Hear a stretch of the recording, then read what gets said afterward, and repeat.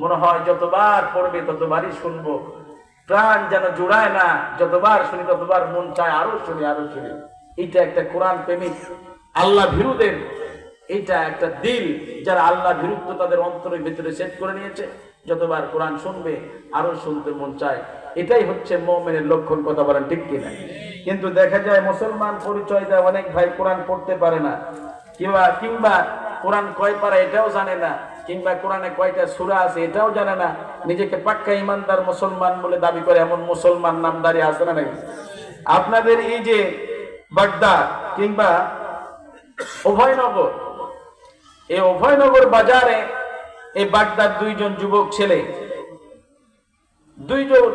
যুবক ছেলে চায়ের ক্যান্টিনে বসে চা খাচ্ছেন। খাইতে খাইতে তেনারা একজন আর একজনকে বলতেছেন, তোদের বাগদা কিংবা অভয়নগর যে মাদ্রাসা আছে, এই মাদ্রাসায় বড় জোর কয় পাড়ার হাফেজ আছে? 10 পাড়া, 20 পাড়া, 30 পাড়া, এর মধ্যে তুই আর হাফেজ খুঁজে পাবি না। এখান থেকে যশোরে গিয়ে দেখ, কিংবা এখান থেকে সাতক্ষীরায় গিয়ে দেখ, কিংবা বগুড়া জামিল কিংবা চরমোনাই মাদ্রাসা, হাটাজারি মাদ্রাসা গিয়ে দেখ, সেখানে যাবি বড় মাদ্রাসা, বড় বড় হাফেজ আছে। 50 পাড়া 70 পাড়া পর্যন্ত কোরআনের হাফেজ পাবি সেখানে। আফসোস, মুসলমানের সন্তান কোরআন কয় পারা এটাও জানে না এমন মুসলমান আমাদের সমাজে আছে না নাই? দেখবেন নামধারী, নিজেকে পাক্কা ইমানদার দাবি করে, কিন্তু কোরআন আল্লাহ তাআলা পড়ায় দিবেন। ঠিক না বেটে? কেননা যার সঙ্গে যার মহব্বত তার সঙ্গে তার কিয়ামত। ঠিক কি না বলেন? আপনার মহব্বত যদি হয় আল্লাহ ওয়ালাদের সঙ্গে, আপনার মহব্বত যদি হয় আলেম ওলামার সঙ্গে, কিয়ামতের ময়দানে আলেম ওলামার সঙ্গে আপনার আচরণ। কিন্তু আপনি মহব্বত করেছেন গাঞ্জাখোর, ভ্রষ্টা এমন মানুষের সঙ্গে, আল্লাহ তাআলা কিয়ামতের ময়দানে ওই নেতার সঙ্গে আপনার উঠায় দিবেন। নেতাও যাবে জাহান্নামে, কর্মীরাও জাহান্নামে যাবে। নেতা সেদিন নেতাকে ধরে বলবে, কর্মীরা, ও নেতা, মাইনে তুম পারা খুশখার জিন্দেগি গরবাদগি, আমি তোমার প্রতি আখোশ হয়ে, তোমার প্রেমাসক্ত হয়ে আমি আমার জিন্দেগি বরবাদ করে দিয়েছিলাম। নেতা তখন প্রতি উত্তরে বলবে, খুদ পাশে ফান্দমে বুলবুল ইয়াদগি, তোমার খুশিতে তুমি নেচেছিলে আমার পিছনে, আমি তো তোমারে পরকালের ভয় দেখে ডাকি নাই, আমি তো তোমার জাহান্নামের ভয় দেখে ডাকি নাই, দুনিয়াবি স্বার্থে ডেকেছিলাম, তার জন্য তো কিছু টাকা তোমার মুখে কুকুরের মতো ছড়িয়ে দিয়েছিলাম, আর তুমি সব কথা আমার মেনে নিয়েছো। আজ কেন আমাকে দোষারোপ করছো? আমি তো নিজেই জাহান্নামী, চলো আমার সঙ্গে জাহান্নামে চলো। কথা বলেন ঠিক কিনা? এই জন্য আমাদের মহব্বত থাকবে আল্লাহ ভীরু লোকদের সঙ্গে। আল্লাহ তাআলা আমাদেরকে কবুল করে নেন, করছে আমিন। নামাজ জানে না, তারপরে কোরআন কয় ফেলা জানে না, এমন মুসলমান আমাদের সমাজে আছে। এখানে অনেক বয়োজ্যেষ্ঠ মুরব্বী কিরাম আছে, কোরআন পড়তে পারে না, এমন লোক নাই আমাদের সমাজে? আফসোস করে যখন মাদ্রাসার ছোট্ট কিংবা তেনার নাতিরা যখন কোরআন তেলাওয়াত করে তেনাদের সামনে, তেনাদের মনে খুব আফসোস হয়, আমি যদি একটু এরকম পড়তে পারতাম। এরকম দুঃখ হয় না মনের ভিতরে? তেনাদের জন্য খুশখবরি হলো, আল্লাহর হাবিব সাল্লাল্লাহু আলাইহি সাল্লাম বলেছেন, কোরআন পড়তে পারো না, আফসোস করতেছো অন্তরের ভিতরে। তুমি যেই সময় কোরআন পড়বে, তোমার বাবা হঠাৎ মৃত্যুবরণ করলো, ভালো মতো খাবার পেটে যোগানতারি দিতে পারো নাই, ক্ষুধার যাতনা এই বাড়ি ও বাড়ি কাজ করেছো, হঠাৎ পিতা ইন্তেকাল করেছে, আজকে বয়োজ্যেষ্ঠ মুরব্বী কিরাম হয়েছো, আফসোস হয়, আরে আমি যদি একটু কোরআন পড়তে পারতাম। আপনি চেষ্টা চালায় যান শেখার জন্য, মাদ্রাসা মসজিদে বিভিন্ন জায়গায় আপনি যান, মানুষের কাছ থেকে শিক্ষা অর্জন করেন, শিক্ষার কোনো বয়স লাগে না। কিন্তু তাদের জন্য একটি খুশখবরি হচ্ছে, সকাল সন্ধ্যায় কোরআনটা হাতে নেবেন, কোরআন হাতে নেওয়ার পরে কোরআনের পৃষ্ঠাটা আপনি উল্টিয়ে যাবেন, আর আয়াতের উপরে দিয়ে হাত চালিয়ে যাবেন, বলবেন, এই যে আমার আল্লাহর কথা, এই যে আমার আল্লাহ বলেছেন, এটাই আমার আল্লাহর কথা। আল্লাহর হাবিব সাল্লাল্লাহু আলাইহি সাল্লাম বলেছেন, প্রত্যেকটি অক্ষরের বিনিময়ে 10টি করে নেকি আল্লাহ বান্দার আমলনামায় দান করে দিবে। আর জোরে বলেন সুবহানাল্লাহ। কোন গোলাম যদি সূরা ফাতিহা একবার পড়ে, 7 আয়াত বিশিষ্ট সূরা, একবার পড়লে পরে অর্ধেক কোরআন পড়লে যে সওয়াব কত, সেই সওয়াব আল্লাহ বান্দার আমলনামায় দিয়ে দিবে। সূরা ইখলাস যদি কোন গোলাম একবার পড়ে, 10 পারা কোরআন পড়লে যে সওয়াব হতো, সেই সওয়াব বান্দার আমলনামায় দান করে দিবেন কে? আরো যদি আওয়াজ দিয়ে বলেন কে? আল্লাহ রাব্বুল আলামিন বললেন, ওয়ালাকাদ আতাইনাকা সাবআন মিনাল মাতানি ওয়াল কুরআনাল আযীম। ও নবী, 7টা আয়াতে কারিমে আমি আপনাকে দান করেছি, সেই সাথে বিশাল কোরআনটা আমি আপনাকে দান করেছি। কেউ যদি 60টা আয়াতের ব্যাখ্যা করে 30 পারা কোরআন হয়ে যায়। আল্লাহু আকবার। আবার পুরো কোরআনটারে কনসাইজ করলে পরে সূরা ফাতিহা হয়ে যায়। এজন্য বিশ্বনবী সাল্লাল্লাহু আলাইহি ওয়াসাল্লাম সূরা ফাতিহাকে নিসফুল কোরআন বলেছেন। আল্লাহু আকবার। কোরআনের অর্ধেক। কোরআনের কি অর্ধেক? আপনি সূরা ফাতিহা পড়বেন না, নামাজ কবুল হবে না। তবে সূরা ফাতিহা ছাড়া আমরা একটা নামাজ পড়ি, সেটি কোন নামাজ বলেন তো? জানাজার নামাজ। আমাদের ইমাম যারা আমরা বাংলাদেশ ইমাম আবু হানিফা রাহমাতুল্লাহি আলাইহির মাসলাকের লোক যারা আমরা, আমাদের ইমাম দলিল দিয়েছেন ফাকরাউ মা তায়াসসারা মিনাল কুরআন, কোরআনের যেখান থেকে সহজ সেখান থেকে পড়ো। এর ভিতরে সূরা ফাতিহার কোনো শর্ত নেই। আর অনেক ইমামগণরা বলেছেন লা সালাতা ইল্লা বিফাতিহাতিল কিতাব, তিনারা দলিল দিয়েছেন যে সূরা ফাতিহা ছাড়া কোনো নামাজই কবুল হবে না। সুতরাং তিনাদের সঙ্গে আমাদের ইখতিলাফ ছিল, আছে, থাকবে, কিয়ামত অবধি পর্যন্ত করবে। তাই বলে ও মুসলমান দাবি করে, আমি মুসলমান দাবি করি, তার সঙ্গে আমি কথা বলবো না, তারে ধরে মারবো, তারে ধরে কিলাবো, কিংবা সে আমার ধরে মারবে, এইটা ইসলামের ভিতর হতে পারে না। কথা বলেন ঠিক কিনা? কারণ আল্লাহ বলেছেন ওয়াতাসিমু বিহাবলিল্লাহি জামিআন ওয়া লা তাফাররাকু, তোমরা সকলে মিলে আল্লাহর রজ্জুটাকে শক্ত করে আঁকড়ে ধরো, তাহলে দেখবা যেখানেই তোমরা দলবদ্ধভাবে যাবে বিজয় সুনিশ্চিত আল্লাহ তাআলা তোমাদেরকে দান করে দিবে। আর যখন ছন্ন ছাড়া হয়ে যাবে, মার খেতে খেতে শেষ হয়ে যাবে, কিয়ামতের ময়দানে যারা দল ভাগ করে ইসলামের ভিতরে, এটা ওই দল, এটা ওই দল, এটা ওই দল, এইরকম ভাগ বাটোয়ারা আছে না? আমাদের কওমি অঙ্গনকে দেখতে পারে না, অনেক মাজার পূজারীও আছে। কথা বলেন ঠিক কিনা? দেখে যে আমাদেরকে বিভিন্ন দিক দিয়ে গালিগালাজ করে, কিন্তু আমরা তাদেরকে মহব্বতের হাত ছাড়ে দিয়ে হাত বাড়িয়ে দেই, আসো আমরা এক, আমরা দল ভাগ করা করি পছন্দ করি না। কেননা যেটা আল্লাহ পছন্দ করে সেটা আমরা পছন্দ করি না। আজকে আমাদের মাঝে কিলাকিলি মারামারি আসে না নাই? তাহলে বুঝতে হবে নবীজি কোরআনের দাওয়াত দিয়ে মানুষদেরকে এক ইসলামের প্ল্যাটফর্মে হাজির করিয়েছেন। আর আজকে যখন আমরা ইসলামের দাওয়াত দিচ্ছি, মানুষেরা দলে দলে ভাগ হয়ে যাচ্ছে, কারণ বিশ্বনবীর দাওয়াতের সাথে আমাদের দাওয়াতের মিল খাচ্ছে না। নবীজির দাওয়াত কেমন ছিল দেখো। একজন বয়োজ্যেষ্ঠ মুরব্বী কিরাম দাড়ি মোছ সব পেকে গিয়েছেন, তিনি বিশ্বনবীর কাছে গেলেন। সাহাবী গিয়ে বললেন ইয়া রাসূলুল্লাহ, আমি কোরআন শিখতে চাই, আমাকে কোরআনের সূরাগুলি আপনি শিক্ষা দেন, কিন্তু আমি বৃদ্ধ, আমার জিহ্বাটা ভারী হয়ে গিয়েছে। বিশ্বনবী সাল্লাল্লাহু আলাইহি ওয়াসাল্লাম বললেন তাহলে হামিম দিয়ে যে সূরাগুলি শুরু হয়েছে এগুলি পড়ো। সাহাবী রাদিয়াল্লাহু তাআলা আনহু বললেন এটি তো আমার জন্য খুব কঠিন হয়ে যায়। এবার বিশ্বনবী সাল্লাল্লাহু আলাইহি ওয়াসাল্লাম বললেন তাহলে আলিফ লাম রা দিয়ে যে সূরাগুলি শুরু হয়েছে এগুলি পড়েন। সাহাবী রাদিয়াল্লাহু তাআলা আনহু বললেন এটিও তো আমার জন্য খুব কঠিন। এবার বিশ্বনবী সাল্লাল্লাহু আলাইহি ওয়াসাল্লাম বললেন সাব্বাহু সাব্বিহুদি, যেটা দিয়ে শুরু হয়েছে সেটি পড়ো। সাহাবী রাদিয়াল্লাহু তাআলা আনহু বললেন এটিও তো আমার জন্য খুব কঠিন। ওই রকম বুড়ো মানুষ যদি আমাদের মতো হুজুরদের কাছে আসতো, আমরা কি বলতাম? যাও মিয়া স্টেজ ওয়ার, যেমন আছো তেমন থাকো, চুপ করে বসে থাকো, বুড়ো মানুষ তো প্যাডেল প্যাডেল করো কেন, বলতাম কিনা? আরে মদিনার প্রেসিডেন্ট, সারা পৃথিবীর শ্রেষ্ঠ মানুষ, কোনো বিরক্তি নাই। এবার হুজুর সাল্লাল্লাহু আলাইহি ওয়াসাল্লাম বললেন তাহলে আপনি আমার সাথে কোরআনের অর্ধেক যেই সূরা পড়লে কোরআন অর্ধেক পড়ার সওয়াব পাওয়া যায় এমন সূরা পড়েন। সাহাবী রাদিয়াল্লাহু তাআলা আনহু চুপ করে আছেন। বিশ্বনবী এবার সেই সূরাটি বলে দিলেন, সেটি কোন সূরা বলেন তো? না, সূরা ফাতিহা বাদেও আরো একটি সূরা আছে, সেই সূরার নাম কি? না, হয় নাই, পেছে পড়ে যাচ্ছেন না বাগদাবাসী। আরো একটু সহজ করে দিচ্ছি। একজন যুবক সাহাবী, বিয়ে করে নাই এমন সাহাবী আল্লাহর হাবিব সাল্লাল্লাহু আলাইহি ওয়াসাল্লামের কাছে আসলেন। আসার পরে বললেন হুজুর আমি তো বিয়ে করতে চাই। হুজুর বললেন বিয়ে তো করবা, মোহরানার টাকা তোমার কাছে আছে তো? সাহাবী রাদিয়াল্লাহু তাআলা আনহু বললেন না, আমি তো এমনি খাইতেই পারি না, আমি মোহরানার টাকা কোথা থেকে দেব বলেন? হুজুর সাল্লাল্লাহু আলাইহি ওয়াসাল্লাম বললেন তোমার কাছে কি কোরআনের অর্ধেক এমন সূরা আছে নাকি যে সূরা পড়লে কোরআন অর্ধেক পড়ার সওয়াব পাওয়া যায়? সাহাবী রাদিয়াল্লাহু তাআলা আনহু বললেন হ্যাঁ আছে। হুজুর বললেন পড়ো। পড়া শুরু করলেন আলহামদুলিল্লাহি রাব্বিল আলামিন। এবার হুজুর সাল্লাল্লাহু আলাইহি ওয়াসাল্লাম বললেন তোমার কাছে কোরআনের 1/3 অংশ এমন সূরা আছে নাকি যে সূরা পড়লে 10 পারা কোরআন পড়লে যে সওয়াব হতো, এমন সূরা তোমার কাছে আছে নাকি?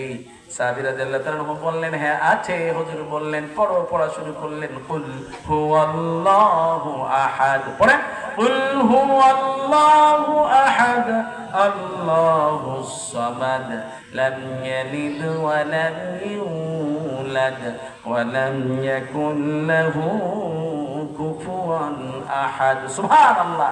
এই যে পড়লেন 10 পারা কোরআন পড়লে যে সওয়াব হতো সেই সওয়াব আল্লাহ আপনার আমলনামায় দান করে দিয়েছে। আর বলেন সুবহানাল্লাহ। এবার হুজুর সাল্লাল্লাহু আলাইহি ওয়াসাল্লাম বললেন, তোমার কাছে কি কোরআনের অর্ধেক আরো একটি সূরা, যে সূরা পড়লে কোরআন অর্ধেক পড়ার সওয়াব পাওয়া যায়, এমন সূরা আছে নাকি? সাহাবী রাদিয়াল্লাহু তাআলা এবার চুপ করে আছেন। বিশ্বনবী সাল্লাল্লাহু আলাইহি ওয়াসাল্লাম এবার সেই সূরাটি বলে দিলেন। সেটি কোন সূরা বলেন তো? মাশাআল্লাহ, পিছন দিক দিয়ে আওয়াজ দিয়ে দিয়েছেন যে সূরা জিলজাল। সুবহানাল্লাহ বিহামদিহি। সূরা জিলজাল তাফসীর ইবনে কাসিরের ভিতরে বর্ণনা এসেছে, আবার এটাও এসেছে সূরা নাসর, ইজা জাআ নাসরুল্লাহি ওয়াল ফাত। এই সূরা পড়লে, কোরআন অর্ধেক পড়লে যে সওয়াব হয়, সেই সওয়াব আল্লাহ বান্দার আমলনামায় দান করে দিবে। সুবহানাল্লাহ বিহামদিহি। আল্লাহর হাবিব সাল্লাল্লাহু আলাইহি ওয়াসাল্লাম বলেছেন, এই 4টি সূরা যার আমলের মধ্যে থাকবে, যে ব্যক্তি 4টি সূরা আমল করবে, সে ব্যক্তি কোনোদিন গরীব হবে না। সুবহানাল্লাহ। এবার বিশ্বনবী সেই সূরাটি পড়ছেন, ইযা যুলজিলাতিল আরদু জিলজালাহা ওয়া আখরাজাতিল আরদু আসকালাহা ওয়া ক্বালাল ইনসানু মা লাহা ইয়াওমা ইযিন তুহাদ্দিসু আখবারাহা বিআন্না রাব্বাকা আওহা লাহা ইয়াওমা ইযিন ইয়াসদুরুন নাসু আশতাতান লিয়ুরাউ আ'মালাহুম ফামান ইয়া'মাল মিথকালা যাররাতিন খায়রান ইয়ারাহ ওয়া মান ইয়া'মাল মিথকালা যাররাতিন শাররান ইয়ারাহ। সুবহানাল্লাহ। কার কথা কার? মানতে রাজি আছেন? দেখি কে কে মানবেন না, দোকান হাত তুলে দেখেন। আমি বলছি মানবেন না কারা কারা? যারা হাত উঠিয়েছেন মহব্বতের ঠেলায়, আসলে অন্তর তো বলে না যে মানবো না। এটা কি বলে? বলে অন্তর, সকলের অন্তর চায় আমরা মানতে রাজি, ঠিক কিনা বলেন? আল্লাহর কথা আসলে, বিশ্বনবীর কথা আসলে আমরা নির্দ্বিধায় বলে দেবো এটা আমরা মানতে রাজি, ঠিক কিনা? আপনি হাত তুলেছেন, আল্লাহ ওইটা দেখবেন না, আল্লাহ দেখবেন আপনার অন্তর। আপনি কত বড় কুরবানি দিয়েছেন, আল্লাহ ওইটার দিকে লক্ষ্য রাখবেন না, আল্লাহ দেখবেন আপনার তাকওয়া। আপনার তাকওয়া ঠিক থাকলে আল্লাহ কুরবানি কবুল করে নেবে, ঠিক কিনা? আমরা যদি আল্লাহকে না মানি, আল্লাহ কি কোনো ক্ষতি হবে? আর আমরা মানলে আল্লাহর বুঝে অনেক কিছু লাভ হয়ে যাবে, তাই না? কার লাভ হবে? আমাদেরই লাভ হবে। আল্লাহ বলছেন হাদিসে কুদসি, সারা পৃথিবীর মানুষ যদি আমাকে সিজদা করে, আমি আল্লাহ আমার কিচ্ছু বাড়বে না। আর সারা পৃথিবীর মানুষ যদি আমাকে সিজদা ছেড়ে দেয়, আমি আল্লাহ আমার কিছু কমবে। আমি গানিয়ুন হামিদ, আমি সব প্রশংসায় প্রশংসিত। আমি কারো মুখাপেক্ষী নয়, গোটা পৃথিবী আমার মুখাপেক্ষী। সুবহানাল্লাহ বিহামদিহি। আমরা আল্লাহকে মানলে আমাদের লাভ আছে না নাই? কি লাভ? আল্লাহ বলছেন কি লাভ? লাইন শাকারতুম লাযীদান্নাকুম ওয়া লাইন কাফারতুম ইন্না আযাবী লাশাদীদ। যদি তুমি আমাকে ডাকো, আমি আল্লাহ তোমার সব নিয়ামতগুলি বাড়িয়ে দেব। আরে কি নিয়ামত বাড়িয়ে দিবেন বললেন না? কি গোলামের অন্তর চায় সেটি জানেন কে? আপনি কি চান? আপনি চান নেম, আপনি চান সেম, আপনি চান যশ, আপনি চান খ্যাতি, আপনি চান মানুষের কাছে প্রশংসা, ঠিক না ব্যাটি? এই জন্য দেখবেন একজন লোক প্রথমে ব্যবসায়ী হয়, ব্যবসায়ী হওয়ার পরে মনে আসা জাগে, যদি একটু আমি মেম্বার হইতে পারতাম, মেম্বারের পর আবার মনে আসা জাগে যদি একটু চেয়ারম্যান হইতে পারতাম, চেয়ারম্যানের পর আবার মনে আসা জাগে যদি একটু এমপি হইতে পারতাম, এমপির পর আবার মনে আসা জাগে যদি মন্ত্রী হইতে পারতাম। আরে আসার শেষ নাই। মন্ত্রী হইতে পারলে, আবার প্রধানমন্ত্রী হইতে পারলে কত ভালো হতো। প্রধানমন্ত্রী হইতে পারলে সব জায়গায় যদি আমার নামগুলি থাকতো, আমার স্ট্যাচু থাকতো, কত ভালো হতো।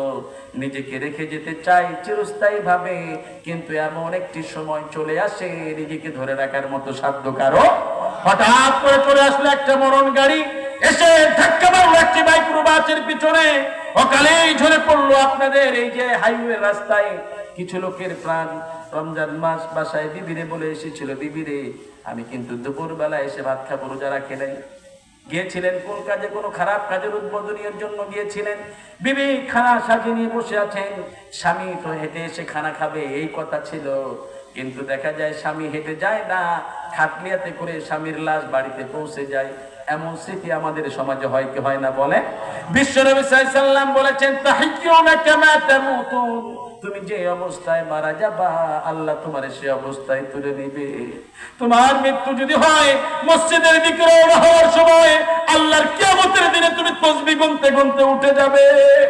তোমার মৃত্যু যদি হয় নামাজরত অবস্থায়, তোমার মতো খুশনসিবার কারো নাই।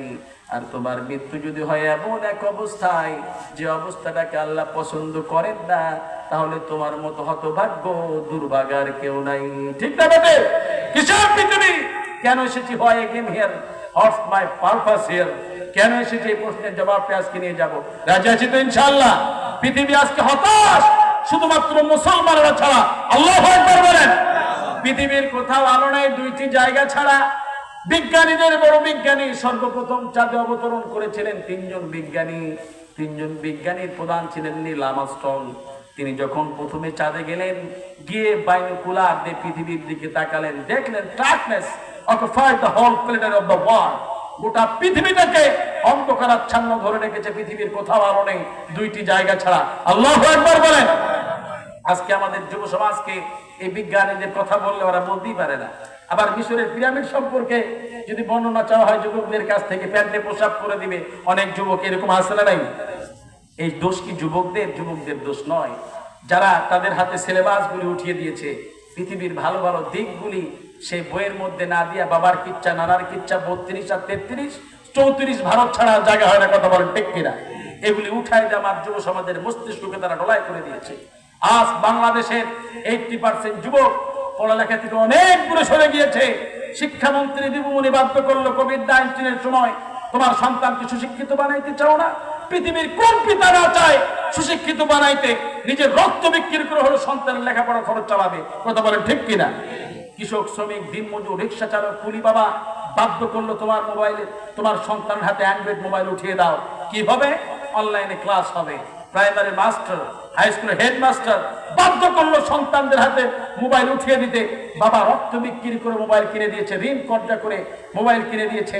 আপনার কি মনে হয় 8 লক্ষ যদি শিক্ষার্থী বাংলাদেশে থেকে থাকে, ওয়াল্লাহি এতটা দৃঢ় বিশ্বাস আমার আল্লাহর উপর আমার আছে, 8 জন ছেলে অনলাইনে ক্লাস করে নাই। সব ছেলেগুলি ফ্রি ফায়ার, পাবজি খেলে আর অন্য ছবি দেখে, খারাপ ছবি দেখে তাদের জীবনকে ধ্বংস করে ফেলেছে। কথা বলেন ঠিক কিনা? এই যুব সমাজের জীবন ধ্বংসের জন্য যারা দায়ী, সব ক্ষমতার মস্তদে বসা, শিক্ষার মস্তদে বসা ওই সমস্ত সব বেয়াদবগুলি দায়ী। কথা বলেন ঠিক কিনা?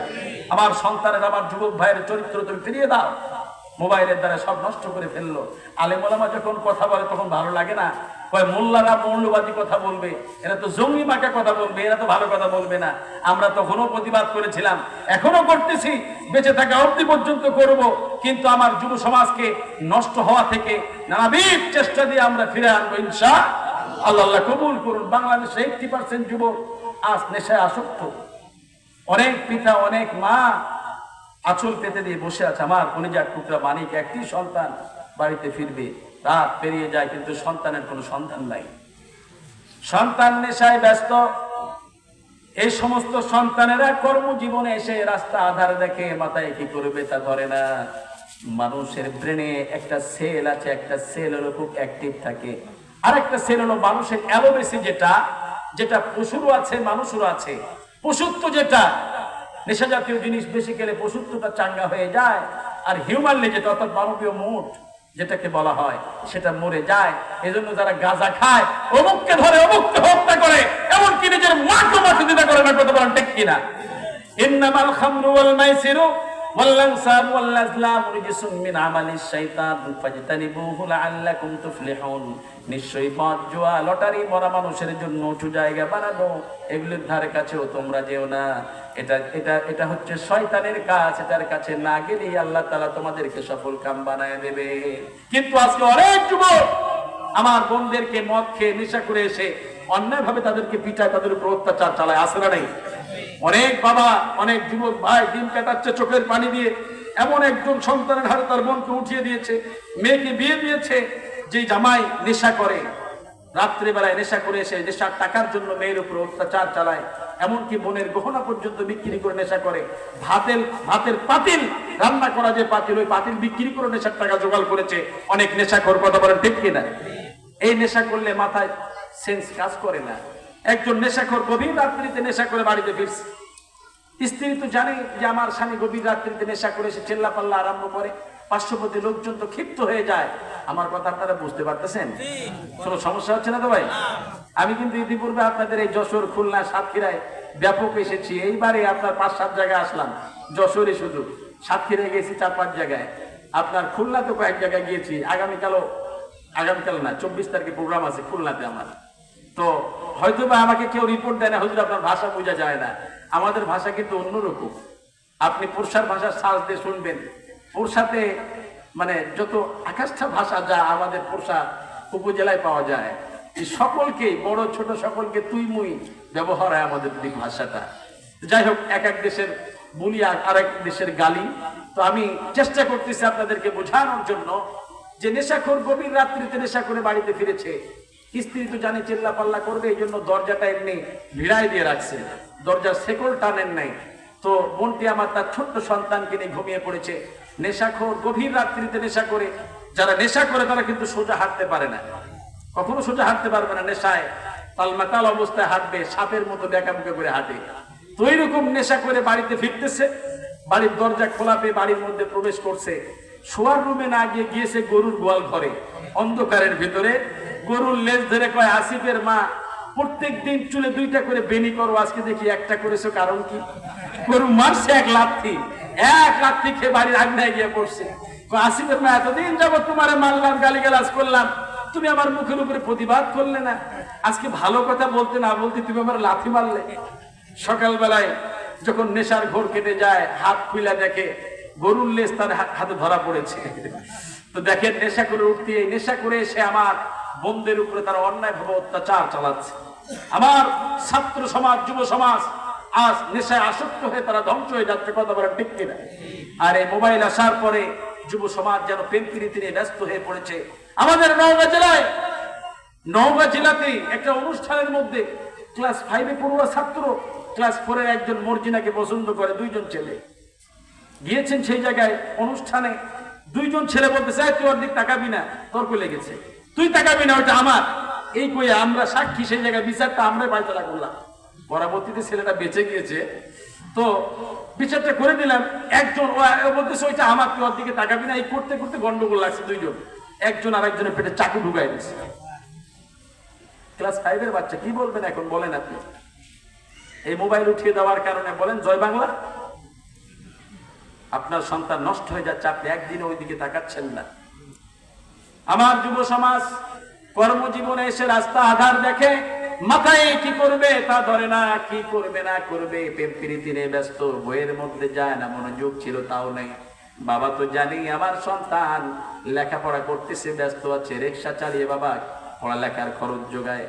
এই সমস্ত যুবকেরা কর্মজীবনে এসে যখন আর কিছু করতে পারে না, বেকার সন্তানের সঙ্গে কোনো মেয়ের বাবা তাকে তো বিয়ে দিতে চায় না, তার হাতে উঠিয়ে দিতে চায় না। যুবক লাশ পর্যায়ে দেখা যায় জীবন এমনিতেই ধ্বংস হয়েছে, ওই মেয়ের জন্য আবার নেশায় আসক্ত হয়ে পড়েছে। মদ পান করতেছে, ঢক ঢক করে মদ পান করে, রাস্তা দিয়ে হেঁটে যায়, মাঝে মধ্যে চিৎকার ছেড়ে দিয়ে বলে, ও পিয়া তুমি কোথায়, এসে দেখে যাও, আমি আমার জীবন শেষ করে দিচ্ছি। তুমি জীবন শেষ করো, নতুন করে গড়ো, কেউ তোমার দিকে তাকাবে না। তোমার প্রিয় তো অন্যজনের হাত ধরেছে, তুমি 1000 কান দিলেও তোমার কাছে সে ফিরবে না। যুবক নেশা করে মদ পান করে বেহাল অবস্থা, রাস্তা দিয়ে হেঁটে যায়।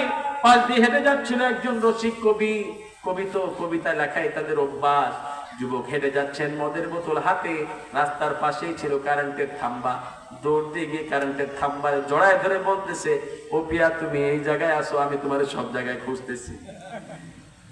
এই রসিক কবি এই কীর্তি দেখে নিজেকে আর ধরে রাখতে পারলেন না, সন্ধে সন্ধে কবিতা আবৃত্তি করতে লাগলেন। মাথায় রেখেছে লম্বা চুল, মেরেছে একখান গিরা, পরনে পড়েছে টাইট প্যান্ট, হাঁটুর উপর নিচে ছিঁড়া। নেশা করে বোধ হয়ে মদের বোতল নিয়া কারেন্টের থাম্বারে ধইরা কয়, কেমন আছো পিয়া। এইরকম হয়েছে আমাদের যুবকদের অবস্থা, ঠিক কিনা বলে?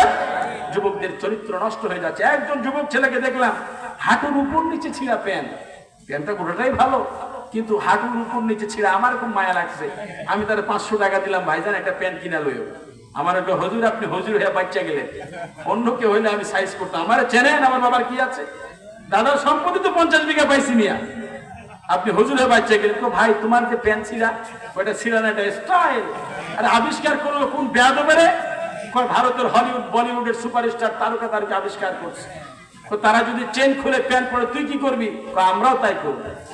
এই তো ভারতের উন্নয়ন, আমাদের উন্নয়ন, আমাদের উন্নয়ন, ভারতের উন্নয়ন। বন্যার সময় ডুবিয়ে মারে, খরার সময় শুকিয়ে মারে। কথা বলেন ঠিক কিনা? ভারত আমাদের কখনো বন্ধু হতে পারে না। কথা বলেন না কেন? ওরা আমাদের বাবরি মসজিদ ভেঙে মন্দির বানিয়েছে।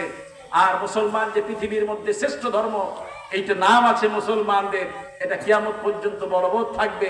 ওরা আমাদের মসজিদ ভাঙবে আর আমাদের বাংলাদেশের সংখ্যালঘু হিন্দুদেরকে আমাদের জায়গার মধ্যে আমরা মন্দির তৈরি করে দেবো। কথা বলেন ঠিক কিনা? আমরা এই উদারতা ইসলাম দেখাইতে পারে।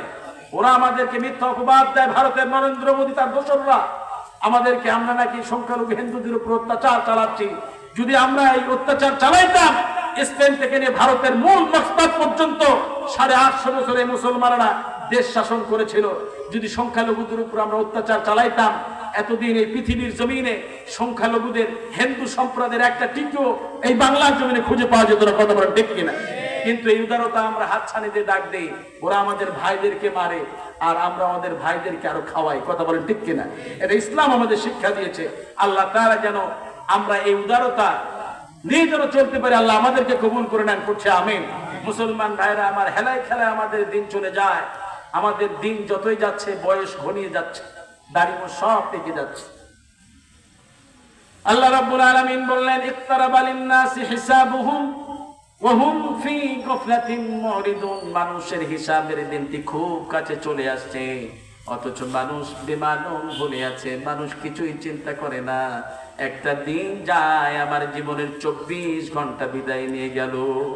আমার বাবা চলে গেলেন, আমার মা চলে গেলেন, আমার প্রিয়তমা বিবি চলে গেলেন, আদরের সন্তানগুলি চলে গেল। একটি জায়গায় সবাই অপেক্ষমান আছেন, সেই দিন আমরা সবাই একত্রিত হব। আল্লাহ রাব্বুল আলামিন বলছেন, সেই দিনের আগে আমি ঝাঁকি দেব, এই দুনিয়াকে আমি ঝাঁকি দেব। তবে এই ঝাঁকির কোনো কষ্ট আমি আল্লাহ মুমিনকে দেব না। মুমিনকে আমি আল্লাহ রাব্বুল আলামিন বড় আদরের মধ্যে রাখবো। যারা আল্লাহর হুকুম পালন করছেন তারাই মুমিন। তারা কি? মুমিন। আমরা মুমিন হতে চাই। কোরআন আছে যেখানে, আমরা যাব সেখানে। তো মুমিন হওয়ার অনেকগুলি শর্ত আছে। আমার সম্মানিত মুফতি হোসাইন আহমদ ভাই বলেছিলেন যে মুমিন হওয়ার অনেকগুলি শর্ত আছে। আপনি কোনো প্রতিবেশীকে কষ্ট দিতে পারবেন না, হোক সে হিন্দু, হোক সে বৌদ্ধ, হোক সে খ্রিস্টান।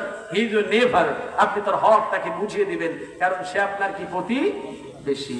এমনকি আল্লাহর হাবিব সাল্লাল্লাহু আলাইহি ওয়াসাল্লাম বুখারীর বর্ণনায় বলেছেন, ওয়াল্লাহি লা ইউমিন লা ইউমিন লা ইউমিন। বুখারী মুসলিমের বর্ণনায় বিশ্বনবী সাল্লাল্লাহু আলাইহি ওয়াসাল্লাম বলেছেন, ইমানদার নয়, মুমিন নয়। মুমিন নয় কারা? মুমিন নয় যার অত্যাচার থেকে তার প্রতিবেশী নিরাপদে নয়। আপনার অত্যাচার থেকে যদি আপনার প্রতিবেশী নিরাপদে না থাকে, আপনি মুমিন হতে পারবেন? আপনি মুখ দিয়ে কষ্ট দিল, আপনি মুমিন না। মুখ দিয়ে কষ্ট আছে না? আপনি বিড়ি খেয়ে আরেকজনকে কষ্ট দিতে পারবেন না। বিড়ি অবশ্য বাগদাবাসী কেউ খায় না, খায়। আরে বিড়ি যা থেকে কুড়ে কুড়ে খাচ্ছে। আমি দেখতেছি একটা ছেলে 12 বছরের বয়স, দোকানে দেশলাই ঝোলানো থাকে না, 12 বছর ছেলের বয়স, বিড়ি ধরাই দিয়েছে। এই বেটা কি করো? হুজুর আমি খাবো না, আমার দিকে ভয় খাইছে, আমি খাবো না। একজন খাইবে, আমার আনতে পাঠাইছে। আমার ডাউট লাগলো, আমি তার পিছু পিছু হাঁটলাম, গিয়ে দেখি যার কাছে বিড়ি নিয়ে যাবে, যাইতে যাইতে বিড়ি শেষ। যুব সমাজ নষ্ট হয়ে যাচ্ছে। ছোট্ট ছোট্ট পোলাপান এখন নেশা আসক্ত হয়েছে। কথা বলেন ঠিক কিনা? মেডিকেল সায়েন্স বলছে, সারা দুনিয়ার আলেম ওলামা একসাথ হয়ে বলেছেন বিড়ি হারাম। এইটা থেকে আমাদেরকে ফিরে আসতে হবে। আমি এলাকার মাতবর যারা আছেন, আমাদের আজকের প্রধান অতিথি মুরব্বী কিরাম যারা আছেন, এলাকার বিশেষ অতিথি সভাপতি যারা আছেন, অনুরোধ করব আপনারা বিশেষ করে আপনাদের এলাকা থেকে নেশাটাকে দূরে সরায় দেন।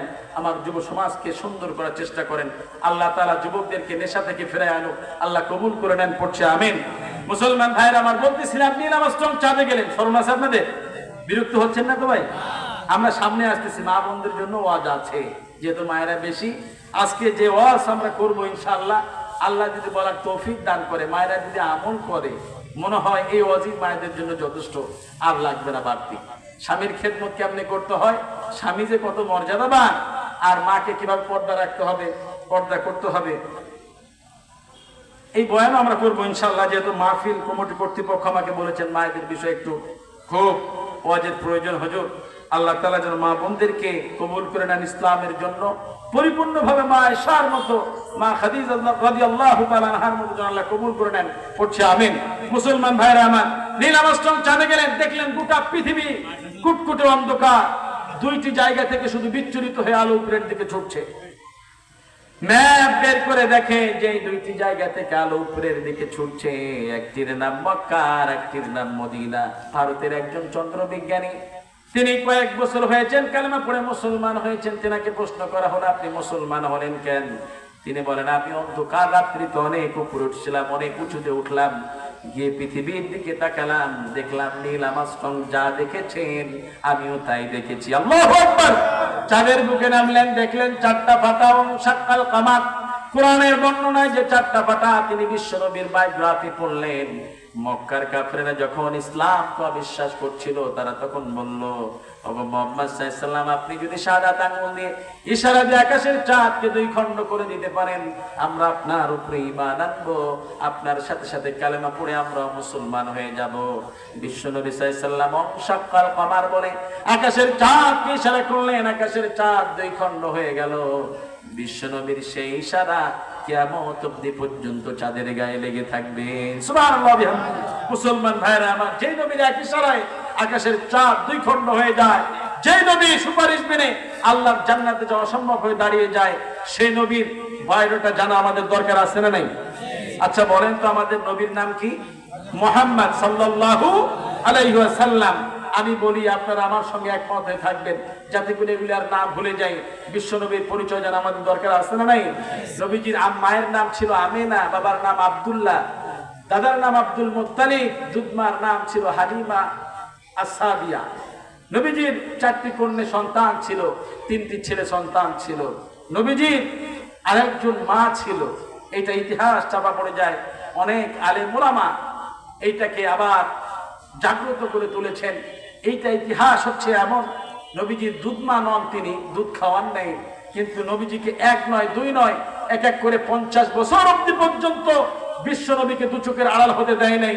এমন একজন নারী, যে নারী দুনিয়ার জমিন থেকেই জান্নাতের মধ্যে বারাখানার সুসংবাদ পেয়েছে। সুবহানাল্লাহ বিহামদিহি।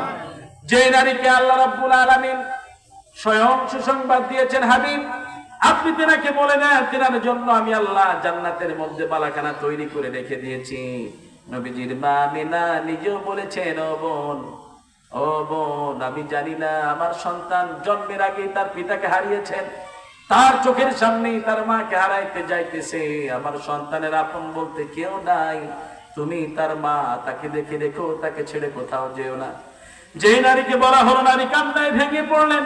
অন্ধকারের মধ্যে বিশ্বনবী দৌড়তে গিয়ে ভয় পেয়ে গেলেন, মায়ের গলা জাপটিয়ে ধরলেন। মা আমেনার নিঃশ্বাস বন্ধের উপক্রম।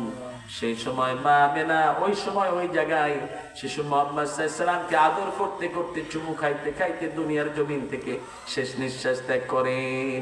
যেই নারীকে এই দায়িত্ব দেওয়া হলো, ওই নারীর নাম হলো বারাকা রাদিয়াল্লাহু তাআলা আনহা।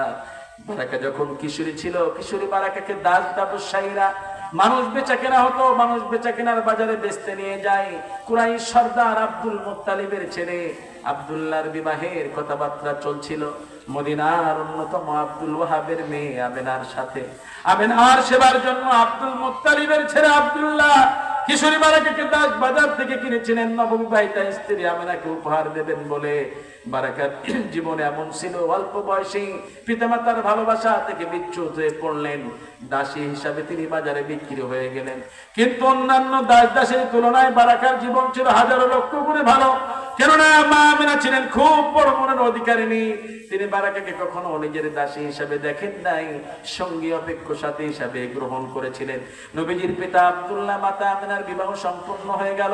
বিবাহের 2 সপ্তাহ পর নবীজির দাদা আব্দুল মুত্তালিব তেনার নববিবাহিত ছোট ছেলে আব্দুল্লাহকে বললেন, মক্কা থেকে বাণিজ্য কাফেলা সিরিয়ার উদ্দেশ্যে রওনা হয়ে যাচ্ছে ব্যবসার জন্য, তুমিও কিছু দ্রব্য সামগ্রী নিয়ে তাদের সঙ্গে ব্যবসার জন্য রওনা হয়ে যাও। নবীজির পিতা আব্দুল্লাহ ছিলেন দেহ ভয়াবহ, আরবের অন্যতম সুদর্শন যুবক, সুস্বাস্থ্যবান আর বলিষ্ঠ। তেনার আচার ব্যবহার ছিল দৈহিক সৌন্দর্যের মতোই। এমন লোককে স্বামী হিসাবে পেয়ে মা আমেনা নিজেকে ধন্য সৌভাগ্যবতী মনে করতেন। কিন্তু বিবাহের 2 সপ্তাহ পর স্বামী আব্দুল্লাহর সঙ্গ হারাইতে হবে এটি মোটেও চিন্তা করেন নাই। আব্দুল্লাহর হাতটা ধরে মা আমেনা আড়ালে নিয়ে গেলেন, ডাক দিয়ে বললেন, স্বামী আমার, প্রাণের স্বামী, আমার হাতের বিবাহের মেহেদির রং এখনো শুকিয়ে যায় নাই, এই বিচ্ছেদ বেদনা আমি কেমন করে সইব? মা আমেনা এই সিদ্ধান্তে ছিলেন মর্মাহত। নবীজির পিতা আব্দুল্লাহ সিরিয়ায় যাওয়ার পর মা আমেনা ঘুমন্ত মা আমেনা বেহুশ হয়ে দুনিয়ার জমিনে লুটে পড়ে যায়। সেই সময় মা আমিনার মাথায় পানি ঢাললেন নিত্যদিনের সঙ্গী বারাকা রাদিয়াল্লাহু তাআলা আনহা। জ্ঞান ফিরে আসলো। জ্ঞান ফিরে আসার পর মা আমিনা তেনার জ্ঞান ফিরে আসলেন, ডাক দিয়ে বললেন, ও বারাকা, আমার একটু ধরে বিছানায় শুইয়ে দাও, দাঁড়াইতে পারি না, দুর্বল হয়ে পড়েছি। মা আমিনাকে বিছানায় শুইয়ে দেওয়া হলো। সেই দেখে মা আমিনা শয্যাশায়ী জীবন আরম্ভ করে দিলেন। কেউ কোনো প্রশ্ন করলে ইশারা আশারায় চোখের ভাষায় কেবল প্রশ্নের উত্তর দিয়ে থাকতেন। কেবল শ্রদ্ধেয় বৃদ্ধ আব্দুল মুত্তালিব যখন নিজের পুত্রবধূর কাছে আসতেন অসুস্থতার কথা জানার জন্য, সেই সময় মা আমিনা হাজারো কষ্ট হইল নিজের শ্বশুরের সম্মানার্থে তিনি শোয়া থেকে বসিয়ে পড়তেন। সুবহানাল্লাহ বিহামদি। যেই সময় মা আমিনা নিজের শ্বশুরকে সম্মান দেখিয়েছেন, সেই যুগের নাম ছিল জাহেলিয়াতের যুগ, অন্ধকারের যুগ, বর্বরতার যুগ, অসভ্যতার যুগ। আর বর্তমান সমাজে দেখা যায় শিক্ষিতা মহিলার কোনো অভাব নাই, সার্টিফিকেটের কোনো অভাব নাই, এমন বিয়ে পাস মেয়ের কোনো অভাব নাই। বাড়িতে বেটার বউ বানিয়ে নিয়ে এসেছেন শিক্ষিতা মেয়ে, শ্বশুর শাশুড়িকে সম্মান করে না, মুরব্বি কিরাম দেখলে সালাম দেয় না, এমন বেয়াদব বেটার বউ আমাদের সমাজে আছে না নাই? আছে মানে কি? প্রায় ঘরে ঘরে আছে। শ্বশুর শাশুড়িকে সম্মান দিতে চায় না, বেয়াদব। কি শিক্ষা অর্জন করলে তুমি মুরব্বি কিরাম দেখলে সালাম দাও না, মাথায় কাপড় দাও না? এমন বেটার বউ আছে বেয়াদব মেয়ে, চেয়ারের উপরে পায়ের উপরে পা তুলে বসে থাকে, মুরব্বি কিরাম দেখে পাটাও নামায় না, এমন মেয়ে আছে না নাই? দোষটা কার? দোষটা আপনার। ধনচামড়া মেয়ে দেখে আপনি বিয়ে করেছেন, আপনার সন্তানকে বিয়ে দিয়েছেন। বিশ্বনবী বললেন, ও দুনিয়ার মুসলমানেরা, তোমরা কাকে বিবাহ করবা? বুখারীর বর্ণনা, আল্লাহর হাবিব সাল্লাল্লাহু আলাইহি সাল্লাম বললেন, সাধারণত আমরা চারটি বিষয়ের প্রতি লক্ষ্য করে একজন নারীকে বিবাহ করে থাকি। লিকালাতুন কাহুল মারআতু লিআরবাঈ, চারটি বিষয়ের প্রতি লক্ষ্য রাখি। লিমালিহা, তার সম্পদ, ওয়ালি হাসাবিহা, তার বংশ, ওয়া জামালিহা, তার সৌন্দর্য, ওয়ালি দীনিহা, তার ধার্মিকতা। এই চারটি বিষয়ের প্রতি লক্ষ্য করে আমরা আমাদের ছেলে মেয়েদেরকে বিয়ে দিয়ে থাকি। কিন্তু বিশ্বনবী বললেন, লিমালিহা, সম্পদ, ওয়ালি হাসাবিহা, বংশ, ওয়া জামালিহা, সৌন্দর্য, এই তিনটি না হইলেও চলবে। ওয়ালি দীনিহা, মেয়ে যদি দিনদার হয়ে যায়, ধার্মিক হয়ে যায়, এমন মেয়েকে বেটার বউ বানিয়ে নিয়ে এসো। তাহলে কি হবে? ফাজবার বিদাতিদ দাইনি তারিবাত ইয়াদাক। তাহলে যেই মেয়েকে, ওই মেয়েকে যদি তোমার ঘরে বাড়ির বউ বানিয়ে নিয়ে আসতে পারো, আল্লাহ তাআলা ওই ঘরটি জান্নাতের টুকরায় পরিণত করে দিবে। সুবহানাল্লাহ বললেন না? আর এমন একজন মেয়েকে নিয়ে এসেছেন, মুরব্বি কিরাম দেখলে সালাম দেয় না, কথায় কথায় আপনার মুখের উপরে প্রতিবাদ করে, আসে না নাই? তর্ক করে। এমন মেয়ে দেখবেন মুখের উপরে আপনি একটা বলবেন, ওরা আর একটা বলে বসে থাকে। এমন মেয়েও আমাদের সমাজে আছে। মা বোনদেরকে বলবো, খবরদার মা, স্বামীর মুখের উপরে তর্ক করা যাবে? অসম্ভব, তর্ক করতে পারবেন না।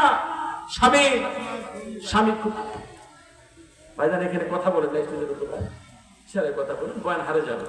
আমি বোঝাই নিয়ে আসতেছি সাথে।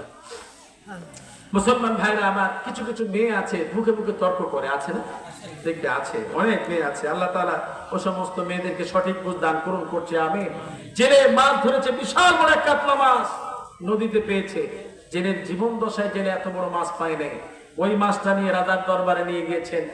ওই রাজ্যের রাজার আবার খুব প্রিয় খাবার ছিল মাছ। এত বড় মাছ দেখে জেলে তো রাজা তো মহা খুশি। এই খুশি হইয়া জেলের রাজা 100 স্বর্ণ মুদ্রা পুরস্কৃত করেছেন। পাশের সিটেই বসা ছিল রানী, ডাক দিয়ে বলল, রাজা আপনি এটা কি করলেন? কই কেন? আপনি একটি মাছের বদলে তার 100 স্বর্ণ মুদ্রা দিলেন, 100 টাকা দিয়ে দিলেন। বড় জোরে এই মাছ বাজারে উঠাইলে 10 টাকা দাম হতো। আপনি রাজা খুশি হয়ে তারে 15 টাকা দিতে পারতেন, আপনি 20 টাকা দিতে পারতেন, আপনি তার 100 টাকা দিয়ে দিলেন। কই রানী দেখো, আমি মাছ খাইতে ভালোবাসি, এত বড় মাছ আমি জীবনে কোনোদিন দেখিও নাই, খাইও নাই। জেলে আমার জন্য নিয়ে এসেছে, মাছের দাম দেই নাই, আমি জেলেকে হাদিয়া দিয়েছি। রানী বলে, অত শত বুঝি না, মাছ ফিরাই দেন, টাকা ঘুরাই নেন। রাজা ডাক দিয়ে বলে, রানী কি বলো? এখন যদি জেলের কাছ থেকে আমি টাকা ফিরাই চাই, মাছ যদি ঘুরাই দেয়, মান ইজ্জত বলতে তো আমার কিছু থাকবে না। রানী বলে, অত শত বুঝি না, এত দামি মাছ আমার লাগবে না, আমি বটির তলায় ধরবো না। রাজা পড়েছে মহাবিভাগে। এইবার রানী কানে কানে একটা বুদ্ধি শিখাই দেয়, রাজা আমি আপনার একটা বুদ্ধি শিখাই দেব। কি বুদ্ধি? আপনি জেলেরে ডেকে বলবেন, তোমার এই মাছ পুরুষ মাছ না নারী মাছ? জেলে যদি বলে পুরুষ মাছ, আপনি বলবেন আপনার নারী মাছ প্রয়োজন। যদি বলে নারী মাছ, আপনি বলবেন আপনার পুরুষ মাছ প্রয়োজন। দুইটার মধ্যে তো একটা বলবেই, বাধ্য হয়ে জেলে টাকা ফিরাই দিয়ে যাবে, মাছ ঘুরাই নিয়ে যাবে। রাজা তো মহা খুশি। রানী তোমার মাথায় যে এত বুদ্ধি, আমি তো আগে জানতাম না। সুপ্রভাত, ধন্যবাদ দিয়া এইবার জেলে রাখছে। জেলে, জি মহারাজ, আমার তো একটা কথা বলতে স্মরণ নাই, আমি তো এখন অনেক মানবিস করে খাই, যা তা খাবার তো আমি খাই না। তোমার একটা কথা বলতে আমি ভুলে গিয়েছিলাম, তোমার এই মাছ পুরুষ মাছ না নারী মাছ? জেলে এবার থমথম হয়ে ভয় ভয়ে উত্তর দেয়, রাজা সাহেব আমার এই মাছ পুরুষ মাছও না নারী মাছও না, আমার এই মাছ হচ্ছে হিজড়া মাছ। উপস্থিত জনগণ কে থামায় কার হাসি? রানীমা মুখে কাপড় দিয়ে হাসতেছেন, রাজ দরবারে হাসির রোল পড়ে গেল, সকলেই তো হেসে খুশ। জেলের এই বিচক্ষণতার উত্তর শুনে রাজা খুশি হইয়া জেলের আরো 100 টাকা পুরস্কৃত করছে। এই 200 টাকা নিয়ে জেলে বাড়ি পথে রওনা হয়। রাজ দরবারের গেট পার হতে না হতে 1 টাকার কয়েন রাজ দরবারের গেটে পড়ে যায়। জেলে ওই টাকা তুলে চুমু খায়, কপালে লাগায়, পকেটে দেয়, পকেটে ঢুকায়। এইবার রানী তো জেলের উপরে তেলে বেগুনে ভেজে আছে, জেলের দ্বারা সে অপমানিত হয়েছে। ডাকতে বলল, মহারাজ আপনি দেখুন আপনার জেলে কত লোভী, 1টি মাছের বদলে তারা আপনি 200 টাকা দিলেন, 1টি টাকার কয়েন আমাদের রাজ দরবারের গেটে পড়ে গিয়েছে। কত ফকির মিসকিন ওই পথ দিয়ে যাতায়াত করে, তারা নয় উঠায় নিত। আপনার জেলে এত বখিল, টাকা তুলতেছে চুমু খায়, কপালে লাগায়, মনে হয় টাকার কয়েন সে জীবনও দেখে নাই। এত বখিল জেলেরা আপনি তাড়াতাড়ি ফাঁসিতে ঝুলাই দেন। দাদা বললো, ঠিক কি তো, এই বেটা জেলে তুই এত লোভী কেন? করে তো শুলিতে চড়াই দেব, যাবজ্জীবন কারারুদ্ধ করে দেব, তোরে তো আর বাসন নাই। তুই এত বকিল কেন? 1টি মাছের বদলে 200 টাকা দিলাম, তাও তুই তোর লোভ সামলাইতে পারলি না। 1টি টাকার কয়েন পড়ে গিয়েছে আমার রাজ দরবারের গেটে, কত মানুষ যাতায়াত করতো, তারা নয় উঠাই নিত। তুই টাকা তুললি বকিলের মতো চুমু খাইলি কেন, কপালে লাগাইলি কেন? তোরে তো আমি ফাঁসিতে ঝুলাই দেব। জেলে ডাক দিয়ে বললো, মহারাজ ফাঁসিতে দিবেন না, যাবজ্জীবন কারারুদ্ধ করবেন, কোনো আপত্তি নাই, কিন্তু শেষবারের মতো আমার একটি কথা আপনাকে শুনতে হবে। রাজা বলল, শেষ ইচ্ছা কি বলবি বলে ফেল, তোর মনের শেষ ইচ্ছা কি, তাড়াতাড়ি বলে ফেল, তোরে ফাঁসিতে ঝুলাই দেব। জেলে ডাক দিয়ে বললো, মহারাজ আমি জেলে মানুষ, আপনাকে ভালোবাসি, আপনি আমাদের মহারাজ, আপনাকে প্রাণের চেয়ে বেশি ভালোবাসি। আমার জীবন দশায় আমি এত বড় মাছ পাই নাই, আমি জানি আপনি মাছ খাইতে ভালোবাসেন, আপনার জন্য হাদিয়া নিয়ে এসেছি। 1টি মাছের বদলে আপনি আমার 200 টাকা দিয়েছেন, টাকার প্রতি আমার কোনো লোভ ছিল না। 1টি টাকার কয়েন আপনার রাজ দরবারের গেটে পড়ে থাকলো, আমার কোনো বালাই আসতো না। কিন্তু আমি চিন্তা করে দেখলাম, ওই টাকার কয়েনটা আপনার রাজ দরবারের গেটের সামনে পড়ে থাকবে, কত মানুষ ওই পথে যাতায়াত করবে, টাকার কয়েনের উপরে আমার রাজা এবং রানীমার নাম লেখা আছে। আমি জেলে তা সহ্য করব, কত মানুষ যাতায়াত করবে, তাদের পায়ের তলায় টাকাটা পড়বে, আমার রাজা রানীমার সম্মানে বেইজ্জতি হবে, অপমান অপদস্থ হবে। আমি জেলে বেঁচে থাকতে আমার প্রাণের চেয়ে বেশি ভালোবাসি আমার রাজা রানীমাকে, তারা অপমানিত হোক অপদস্থ হোক, আমি জেলে এটা কখনো চাইবো না। আমি খুব ভালোবাসি, এই জন্য টাকাটা তুলে চুমু খাইছি, কপালে লাগাইছি, পকেটে ঢোকাইছি। উত্তর শুনে তো রাজা বেকুব সেজে গিয়েছে, কি বিচার করবে, বিচারের ভাব আর খুঁজে পায় না। জেলে আরো 100 টাকা পুরস্কৃত করছে। এই 300 টাকা নিয়ে জেলে বাড়ি পথে রওনা হয়ে যায়। রাজা এবার ঘোষককে ডাক দিয়ে বলে, এই বেটা ঘোষক, এই দিকে আজি মহারাজ। ওই ঢোলটা হাতে নে, রাজ্যে ঢোল পিটিয়ে দে, সকল প্রজাগণদেরকে জানায় দিবি, কেউ যেন স্ত্রীর বুদ্ধিতে না চলে, যদি চলে আমি রাজা আমার মতো 100 টাকার জায়গায় 300 টাকা হারাইতে হবে। আজকে মায়েরা মন খারাপ করতেছেন, মা না আপনার বিরুদ্ধে আমি কথা বলি নাই, আল্লাহ নিজেও বলেছেন, হুন্না লিবাসুল লাকুম ওয়া আনতুম লিবাসুল লাহুম। স্ত্রী স্বামীর পোশাক, স্বামী স্ত্রীর পোশাক, একজন আর একজনের পোশাককে আল্লাহ তাআলা বানিয়ে দিলেন, কিন্তু স্ত্রীর চাইতে 1 কদম মর্যাদা আল্লাহ স্বামীকে বাড়িয়ে দিয়েছেন। কথা বলেন ঠিক না ঠিক? আপনি হাজারো পরামর্শ দিবেন, কোনো সমস্যা নাই, কিন্তু সিদ্ধান্ত দিবে আপনার স্বামী, ঠিক কিনা? কিন্তু আজকে সমাজে দেখা যায় মেয়েরাই দেয় পরামর্শ, মেয়েরাই দেয় সিদ্ধান্ত, স্বামীরা দেয় পরামর্শ, আছে না নাই? যদি মেয়েদের সিদ্ধান্ত নিয়ে আপনি আপনার জীবন গড়েন, বাংলায় জায়গা হবে না, ভারতের দাদা বাবু ছাড়া আর কোনো গতি থাকবে না, ঠিক কিনা? মুসলমান ভাইরা আমার মায়েদেরকে বলি জন্য, ও মা আপনি পর্দা নিশিয়ান, আপনি আপনার স্বামীকে কদর করেন, আপনার স্বামীকে সম্মান করেন, জান্নাত আপনার জন্য আসবে। জান্নাতে ঢুকতে কেউ আপনাকে বাধা দিতে পারবে না। পুরুষদেরকে বলবো, তোমরা কাকে বিয়ে করবা? বিশ্বনবী বললেন, ক্বালা ইন্নাদ দুনিয়া কুল্লাহা মাতাউন, দুনিয়ার সমস্ত সম্পত্তি এক পাল্লায় উঠায় দাও, ওয়া খায়রু মাতা'আদ দুনিয়াল মারআতুস সালিহা, আর একজন সৎ চরিত্রবান নারী, পর্দানিশী নারী, মুমিনা নারীকে এক পাল্লায় উঠায় দাও। আল্লাহর কসম সব সম্পত্তিগুলি ছুঁড়ে ফেলে দাও, ওই নারীকে নিয়ে সংসার করো, আল্লাহ তাআলা তোমার ওই ঘরটি জান্নাতের টুকরায় পরিণত করে দিবে। মুসলমান ভাইরা আমার খুব খেয়াল করবেন, মা আমেনা নবীজি পিতা আব্দুল্লাহ সিরিয়ায় যাওয়ার 2 মাস পর মা আমেনা ঘুমন্ত ঘরে এক অদ্ভুত স্বপ্ন দেখলেন। ঘুম ভাঙার পর তিনি হয়ে উঠলেন আনন্দ উদ্বেল আর উৎফুল্ল। তিনি তেনার স্বপ্নের কথাটুকু নিজের কাছে আর গোপন রাখতে পারলেন না। নিত্যদিনের সঙ্গী বারাকার কাছে ব্যক্ত করে বললেন, ও বারাকা, আমি ঘুমন্ত ঘরে এক অদ্ভুত স্বপ্ন দেখলাম। ঘুম ভাঙার পর আমি অদ্ভুত একটা স্বপ্ন দেখেছি, তোমাকে বলে দিচ্ছি। বারাকাকে ডাক দিয়ে বললেন, ও বারাকা, আমি দেখলাম আমার তলপেট থেকে আলো বেরিয়ে আসছে। বারাকা আমিনাকে সান্ত্বনা দিয়ে বলছেন, আমিনা, আপনি কি নিজেকে গর্ভবতী অনুভব করছেন? মা আমিনা হ্যাঁ সূচক মাথা দিলেন। বারাকা সান্ত্বনা দিয়ে বললেন, আমিনা, আপনি চিন্তিত হবেন না, নিঃসন্দেহে আপনার গর্ভে এক সৌভাগ্যবান সন্তান জন্ম লাভ করবে। সুবহানাল্লাহ। এত সান্ত্বনার বাণী শোনার পরও মা আমিনা নিজের মনকে শান্ত রাখতে পারলেন না। স্বামী আব্দুল্লাহ চিন্তা চেতনায় সবসময় দুশ্চিন্তাগ্রস্ত থাকতেন। বিরহ বেদনা আর উৎকণ্ঠা, আহারে অনীহায় বিনিদ্র রজনী যাপনে মা আমিনার স্বাস্থ্য ভেঙে পড়তে লাগলো। বিশ্বনবী দুনিয়ার জমিনে আসবেন ঠিক আগ মুহূর্তেই ঘটে গেল মক্কার জমিনে আর এক দুর্ঘটনা। ইয়ামিন দেশের সম্রাট আব্রাহা আশরাফ বিশাল হাতি বাহিনী নিয়ে মুসলমানদের কাবাঘর ভাঙার জন্য আসতেছেন। মুসলমানদের কাবাঘর দুনিয়ার জমিনে রাখবে না। কাবাঘর ভাঙার কারণ হলো একটাই, তিনি ওই ইয়ামিন দেশে অনুরূপ কাবা তৈরি করেছিলেন, মুসলমানদের মতো কাবা। মুসলমানদের কাবার রং হচ্ছে কালো। ইয়ামিনের সম্রাট যে কাবা তৈরি করেছিল তার রং ছিল সোনালী কালার, আকর্ষিত রং, যাতে করে তীর্থযাত্রীরা তার কাবায় গিয়ে উপচে পড়ে। এত অর্থ করি খরচ করার পরও তার কাবায় কেউ যায় না। সব মানুষ মুসলমানদের কাবায় এসে উপচে পড়ে। হিংসায় গা জ্বলে উঠলো। বিশাল হাতির মহড়া নিয়ে মুসলমানদের কাবাঘর ভাঙার জন্য আসতেছেন। কুরাইশ সর্দার আব্দুল মুত্তালিবের কানে খবর পৌঁছে গেল। তিনি এক দৌড় দিয়ে কাবার চত্বরে গিয়ে ডাক দিয়ে বললেন, ও কাবাবাসীরা শোনো, ইয়ামিনের সম্রাট আব্রাহা আশরাফ বিশাল হাতি বাহিনী নিয়ে আমাদের কাবাঘর ভাঙার জন্য আসতেছেন। সুতরাং তোমাদের যার যা কিছু আছে তা নিয়ে তোমরা পাহাড়ে লুকিয়ে পড়ো, সোনা দানা টাকা পয়সা যা কিছু আছে লুকিয়ে পড়ো পাহাড়ের গুহায়। পাহাড়ের গুহায়, গিরি গুহায়, বিভিন্ন জায়গায় গা ঢাকা দিয়ে ফেলো। সকল মানুষজন লুকিয়ে পড়লেন। আব্দুল মুত্তালিব এই ঘোষণা দেওয়ার পর মা আমিনার দরজার পাশে গেলেন, দাঁড়িয়ে ডাক দিয়ে বললেন, মা আমিনা, ভিতরে আছো? ভিতরে থেকে আওয়াজ আসলো, বাবা ডাকছেন। বললো, মা এক্ষুনি বেরিয়ে পড়ো, মা ইয়ামিনের সম্রাট আমাদের কাবা ভাঙার জন্য আসতেছে, আমাদেরকে পাহাড়ের চূড়ায় লুকিয়ে পড়তে হবে। ইয়ামিনের সম্রাট যদি আমাদেরকে দেখতে পারে আমাদেরকে খুন করে ফেলবে। মা আমিনা ভিতরে থেকে আওয়াজ দিল, বাবা আমি তো অসুস্থ, দাঁড়াইতে পারি না, কেমন করে পাহাড়ের চূড়ায় বেয়ে উঠতে পারবো?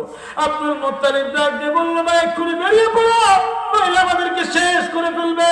মা আমিনা ভিতর থেকে আওয়াজ দিয়ে বললো, বাবা কিছুক্ষণের মধ্যে আমার সন্তান দুনিয়ার জমিনে প্রসব হবে। আমার সন্তান দুনিয়ার জমিনে প্রসব হবে। এমন একজন গর্ভবতী মেয়ে কেমন করে পাহাড়ের চূড়ায় বেয়ে উঠতে পারে? বাবা আপনি দুনিয়ার নারীদেরকে বলে দেন তো, কেউ কি পাহাড়ের চূড়ায় সেই সময় উঠতে পারবে নাকি?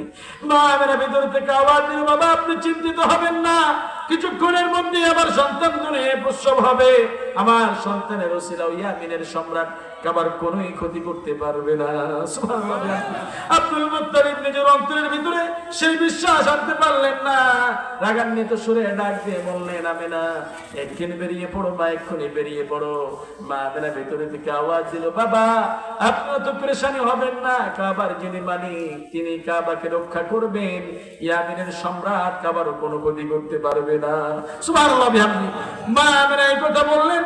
ইয়ামিনের সম্রাট আব্রাহা আশরাফ বিশাল হাতি বাহিনী নিয়ে কাবা ঘরের 2 মাইল দূরে মুজদালিফা এসে যখন উপস্থিত হয়ে যায়, সেই সময় আল্লাহ রাব্বুল আলামিন এক ঝাঁক আবাবিল পাখি তাদের উপরে পাঠিয়ে দিলেন। ওই পাখিগুলি ছোট করে পাথরগুলি নিয়ে তাদের উপরে নিক্ষেপ করলো। ফলে তাদের চেহারাগুলি চর্বিত ঘাসের ন্যায় পরিণত হয়ে গেল। মুসলমান ভাইয়েরা আমার, তারা যখন শেষ হয়ে গেলেন বিশ্বনবীকে জানাই দিলেন, নবীজি এই ইয়ামিনের সম্রাটকে কেন্দ্র করে কোরআনুল কারীম আল্লাহ একটা সূরা নাযিল করে দিয়েছেন। বিশ্বনবীকে জানাই দিলেন, নবীজি আলাম তারা কাইফা ফাআলা রাব্বুকা বিআসহাবিল ফিল, আপনি কি দেখেন না আপনার প্রভু হাতিওয়ালাদের সঙ্গে কিরূপ আচরণ করেছিল?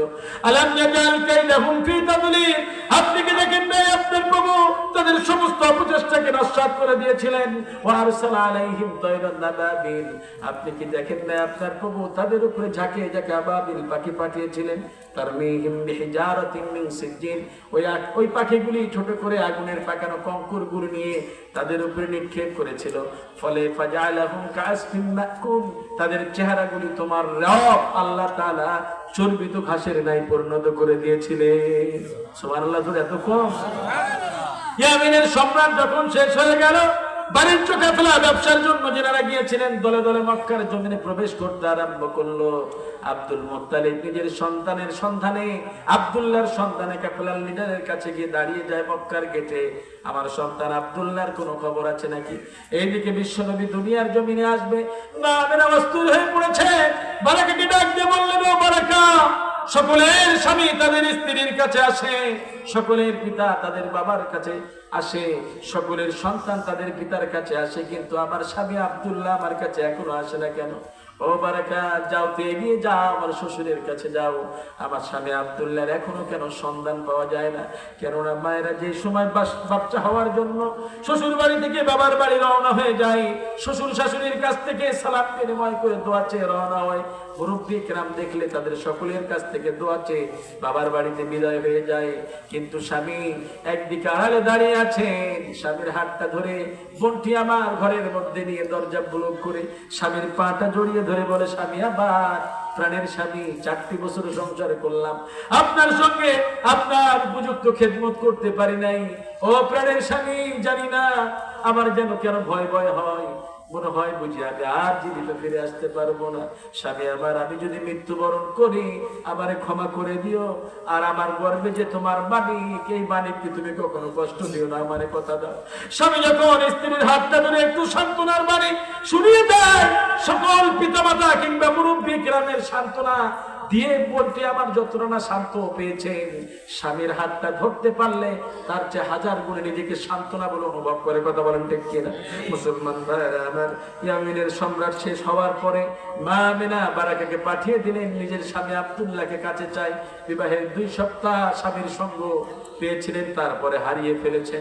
বিশ্বনবী দুনিয়ার জমিনে আসবে, একটি কাফেলা বাকি ছিল, আব্দুল মুত্তালিব কাফেলা লিডারের কাছে দরজায় দাঁড়িয়ে আছেন। ডাক দিয়ে বললেন, আমার সন্তান আব্দুল্লাহর কোনো খবর আছে নাকি? নির্ভরযোগ্য খবর দিয়ে বললেন, তোমার সন্তান আব্দুল্লাহ পতি ইন্তেকাল করেছেন, আমরা তাকে সেখানেই দাফন করে দিয়ে এসেছি। আব্দুল মুত্তালিব নিজের সন্তানের মৃত্যুর খবর ছেড়ে 2টি হাঁটু যেন মরুভূমির উপরে দিয়ে হাঁটু দিয়ে পড়ে গেলেন। 2 চোখ বেয়ে পানি পড়তেছে, দাড়ি বেয়ে চোখ বেয়ে পটপট করে যেন মরুভূমির বালুর উপরে পানি পড়তেছে। মুসলমান ভাইরা আমার, আব্দুল মুত্তালিবের হৃদয়টা যেন ভেঙে খান খান হয়ে গেল। বারাকা যখন শুনতে পেলেন নবীজি মায়ের পরের মা বারাকা, মা আমিনার বান্ধবী যখন শুনলেন নবীজির পিতা আব্দুল্লাহ, আমিনার স্বামী আব্দুল্লাহ দুনিয়ায় জীবিত নাই, বিলাপ করতে করতে, কান্না করতে করতে চিৎকার দিয়ে বলতে আরম্ভ করলেন, আমিনা, তোমার স্বামী আব্দুল্লাহ দুনিয়ায় নাই, তিনি ইন্তেকাল করেছেন, তাকে পথেই দাফন করে দিয়ে আসা হয়েছে। মা আমিনা স্বামীর মৃত্যুর খবর শুনে বেহুশ হয়ে পড়ে গেলেন, বেহুশ হয়ে পড়ে গেলেন। মা আমিনা জ্ঞান হারিয়ে ফেলে, মাথায় পানি ঢাললে আবার জ্ঞান ফিরে আসে, আবার জ্ঞান হারিয়ে যায়, মাথায় পানি ঢাললে জ্ঞান ফিরে আসে। সেই সময় আব্দুল মুত্তালিব ভাঙ্গা হৃদয় নিয়ে তিনি সেই মরুভূমির উপরে বসে আছেন। কেননা বাবার জন্য এর চাইতে কষ্ট করার কিছুই হতে পারে না। যে সময় বাবা জীবিত থাকা অবস্থায় ওই বাবাকে সন্তানের লাশ কাঁধে করে বহন করতে হয়। কথা বলেন ঠিক কিনা? এর চাইতে কষ্ট করার কিছু হতে পারে না। আমি তো আবারও দেখেছি, আমার জেলায় আমি আবারও দেখেছি 22 বছরের যুবক সন্তান ইন্তেকাল করলো, আত্মীয় স্বজন সকলেই লাশকে ঘেরাও করে নিয়ে কান্নায় ভেঙে পড়তেছেন। মা তো মাই হয়, বাবা তো বাবাই হয়। মুরগি যেমন জবে করে ছেড়ে দিলে যেমন কলা কাটা মুরগি লাফায়, মা তো পাগলির মতো লাফাইতেছে। বাবা তো 8-10টা মানুষের মতো কাঁদতে পারে না। বাবা নির্জন এলাকায় গিয়ে আকাশের দিকে তাকিয়া 2 চোখ বেয়ে বাবার পানির দাড়ি বেয়ে পড়ে যাচ্ছে। বাবা যেন আল্লাহকে কি যেন বলছো, আল্লাহ, আমি জীবিত থাকা অবস্থায় তুমি আমার সন্তানকে নিয়ে নিলে, আমার জীবনটা কেড়ে দাও, আমার মানিকের জীবনটা ফিরাই দাও। মনে হয় বারবার আল্লাহকে ডেকে ডেকে এটা বলে। মুসলমান ভাইরা আমার, মানুষজন গিয়ে সান্ত্বনা দেয়, ভাই ধৈর্য ধরো, মানুষের আসার সিরিয়াল আছে, যাওয়ার সিরিয়াল নাই, কোন সময় কে মৃত্যুবরণ করবে কেউ জানে না। তোমার সন্তান মৃত্যুবরণ করেছে, কালকে আমরাও নাও থাকতে পারি। এত সান্ত্বনার বাণী শোনার পরও বাবার মনে কোনো সান্ত্বনা, বাবার মনে বুঝ দেয় না। বাবা বারবার দিন সময় ঘনিয়ে আসতেছে, কান্না আরো লেগে পড়ে, মা তো শেষ হারিয়ে সেই জায়গায় পড়ে আছে অচেতন অবস্থায়। লাশটা যখন খাটিয়াতে করে নিয়ে যাওয়া হয়, সকলেই বাবাকে ধরে গোরস্থানের দিকে নিয়ে যাচ্ছেন। সকল মানুষের দৃষ্টি থাকে হাঁটতে রাস্তার দিকে, যখন মানুষ চলাচল করে রাস্তার দিকে চোখের দৃষ্টি থাকে, কিন্তু ওই দুঃখী বাবার রাস্তার চোখের দিকে দৃষ্টি নাই, চোখের দৃষ্টি রাস্তার দিকে দেয় নাই, ওই খাটলিয়ার উপরে মরা সন্তানের দিকে যেন বারবার তাকিয়ে আছে। বাবা উঠে খেয়ে পড়ে যায়, মানুষজন ধরে আবার উঠায় নেয়, আবার বাবার দৃষ্টি ওই সন্তানের দিকেই, মরা সন্তানের দিকে দৃষ্টিপাত করে আছেন। আবার বাবা উজুর খেয়ে পড়ে যায়। লাশটা যখন গোরস্থানের পাশে নামানো হলো, কেউ বাবাকে গোরস্থানের আশেপাশে যেতে দেয় না। লাশ একটিবার চেক করে নেওয়া হয়। বাবা এমন কান্নায় ভেঙে পড়লে বাবা ডাক দিয়ে বললো, আমার মালিককে একটিবারের মতো আমার দেখার সুযোগ দাও। ভালো মতো আমার মালিককে আমি দেখি নাই, আমার মালিককে দেখতে পারে নাই। মানুষেরা কান্নায় ভেঙে পড়ে, এমন মানুষ নাই যাদের চোখে পানি আসে না এই দৃশ্য দেখে। মুসলমান ভাইরা আমার বাবা ভেঙে পড়লেন। সেই সময় বাবার জেদ না সইতে পেরে সকলে পারমিশন দিলেন, বাবাকে একবার দেখার অনুমতি দাও। গোরস্থানের উপর থেকে মানুষেরা হাত ধরে আছেন। লাশ একটিবার গোরস্থানে নামানোর পর চেক করে নেওয়া হয়, মুখটা কেমলার দিকে আছে না অন্য দিকে আছে। লাশের সন্তানের মুখ থেকে কাপড়টা সরিয়ে গোরস্থানের উপর থেকে বাবাকে মানুষেরা ধরে আছেন। বাবাকে ধরে আছেন, উপর থেকে দেখার একটা সুযোগ করে দিলেন। সন্তানের চেহারা দেখার পরে বাবা যেন সকলের হাতকে এক ঝটকারে দিয়ে ফেলে দিয়ে বাবা গোরস্থানের মধ্যে লাফ দিয়ে মরা সন্তানের লাশটাকে মুখের মধ্যে জাপটায় ধরে গালে মুখে চুমু খায়, আদর করে। আর মানুষদেরকে দেখে দেখে বলে, ও গ্রামবাসী, পাড়া প্রতিবেশী, আত্মীয়স্বজন, আমার মানিককে একাকি দাফন করে দিও না। তোমরা আমার মানিকের সাথে আমারও দাফন করায় দাও। তোমরা একা কিভাবে আমার মানিক এই জায়গায় দাফন করায় দিও না। মুসলমান ভাইরা আমার বাবাকে অনেক কষ্ট করে সেই গোরস্থান থেকে উঠানো হলো। এমন কোন যুবক সন্তান নাই, এমন কোন মুসলমান ভাই নাই যাদের বাবা জীবিত ছিল ওই গোরস্থানের মধ্যে বাবার পা জড়ায় ধরে নেয়। ডাক দিয়ে বললো, বাবা জানি না তুমি যে আমার এত ভালোবাসো। ও বাবা বুঝি নাই, আজকে শিক্ষা পেলাম তার সন্তান হারিয়েছে, তার ভিতরে কত বেদনা। বাবা তুমি যে আমার এত ভালোবাসো এতদিন তো বুঝি নাই, আজকে বুঝলাম।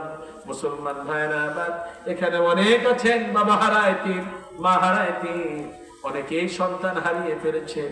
আজকে বাচ্চাদের বাবা জীবিত আছে, খবরদার এখান থেকে বাড়ি ফিরে গিয়ে বাবার কিছু না হইলো সালাম বিনিময় করে বলো, বাবা অনেক বকাঝকা করেছি তোমার, ছোট মানুষ বুঝি নাই, তুমি আমারে মাফ করে দাও মা। অনেক অত্যাচার, অনেক কষ্ট দিয়েছি তোমাদের, তুমি আমাকে ক্ষমা করে দাও। মার কাছে চাইতে দেরি, বাবার কাছে চাইতে দেরি, ক্ষমা করতে দেরি নাই। কেন রে, অমূল্য সম্পদ, কোন স্বার্থ নিয়ে আপনাকে ভালোবাসে না, নিঃস্বার্থে আপনাকে ভালোবাসে। কেউ যদি আপনার জন্য জীবন দিতে পারে, কেউ যদি নিজের কিডনি বিক্রি করে আপনাকে সুস্থ রাখতে চায় নিঃস্বার্থ ভাবে, পিতা মাতা ছাড়া পৃথিবীতে অন্য কাউকে দ্বিতীয় তোমরা খুঁজে পাবে না। এখানে অনেক ভাই আছে মা হারিয়ে ফেলেছেন, বাবা হারিয়ে ফেলেছেন।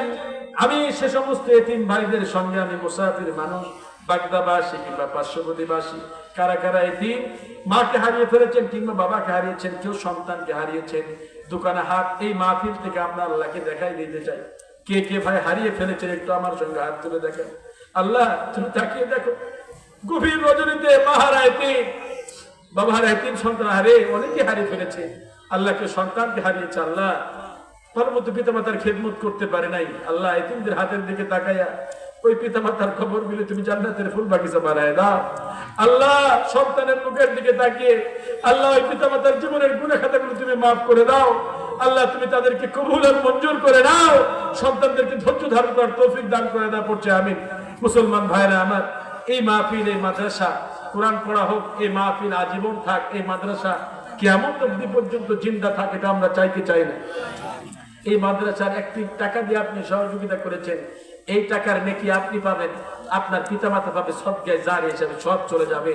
আমরা যদি চেয়ে থাকি আমার পিতামাতার কবরটা রূহ মাগফিরাত, তাদের কবরটা জান্নাতের ফুল বাগিচা হোক, তাদের কবরটা প্রসারিত হোক, এটা আমরা চাই কি চাই না বলেন? যদি আমরা চেয়ে থাকি, এমন কোনজন ব্যক্তি আছে হুজুর আমার পিতামাতার রূহ মাগফিরাতের জন্য আমি 1000 টাকা কিংবা 2000 টাকা কিংবা 3000, 5000 কিংবা 500 টাকা আমি এই মাদ্রাসার জন্য, এই বাচ্চাদের জন্য, এতিম বাচ্চা, অসহায় দুস্থ বাচ্চাদের জন্য আমি দান করতে চাই।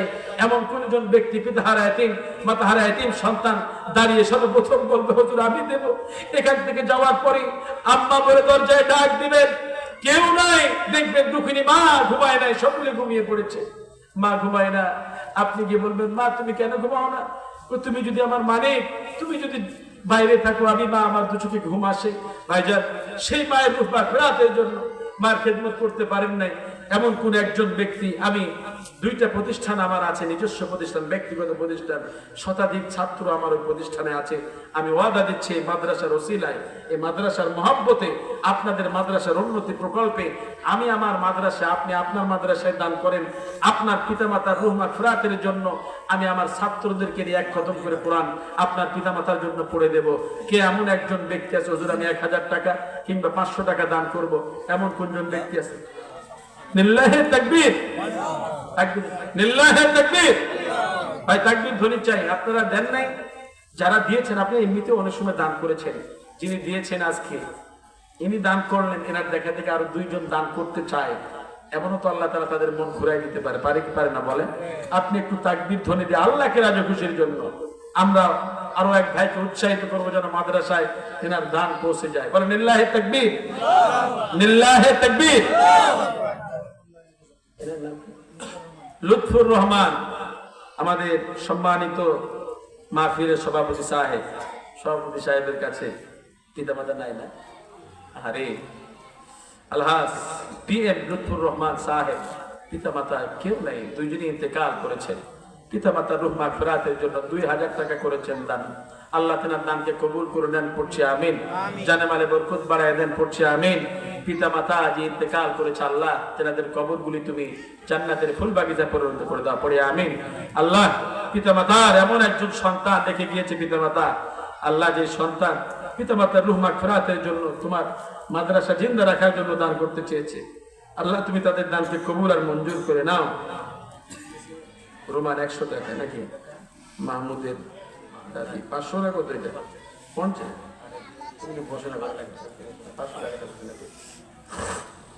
মুসলমান ভাইরা আমার কে বলছেন? জোহর মোল্লা ভাই আমার 1000 টাকা, জোরে বলি মারহাবা। জোহর মোল্লা ভাই আমার 1000 টাকা করেছেন দান, আল্লাহ তাআলা দানকে কবুল করে নেন, পড়ছে আমিন। জানি না পিতামাতার মধ্যে কে হারিয়ে গিয়েছে, আল্লাহ যদি দুজনের মধ্যে একজনকেও হারিয়ে ফেলে, তাদের পিতামাতার কবরটা তুমি জান্নাতের ফুল বাগিচা পরিণত করে দিও, বলেন না আমিন। আল্লাহ যদি তাদের মধ্যে কেউ জীবিত থাকে খেদমত করার সুযোগ দান করে দিও আল্লাহ তাআলা। আল্লাহ আমার ভাইয়ের দানকে তুমি কবুল আর মঞ্জুর করিয়া নাও। ভাইজান আমি 3 জন ব্যক্তি এই জায়গায় পাইলাম, আমি 2 জন 3 জন, একজন আরেকজন এই দিক থেকে আসছে, ওই যে 500 টাকা এনাস নাকি? এটা ইকবাল না? না এটা এটা কি?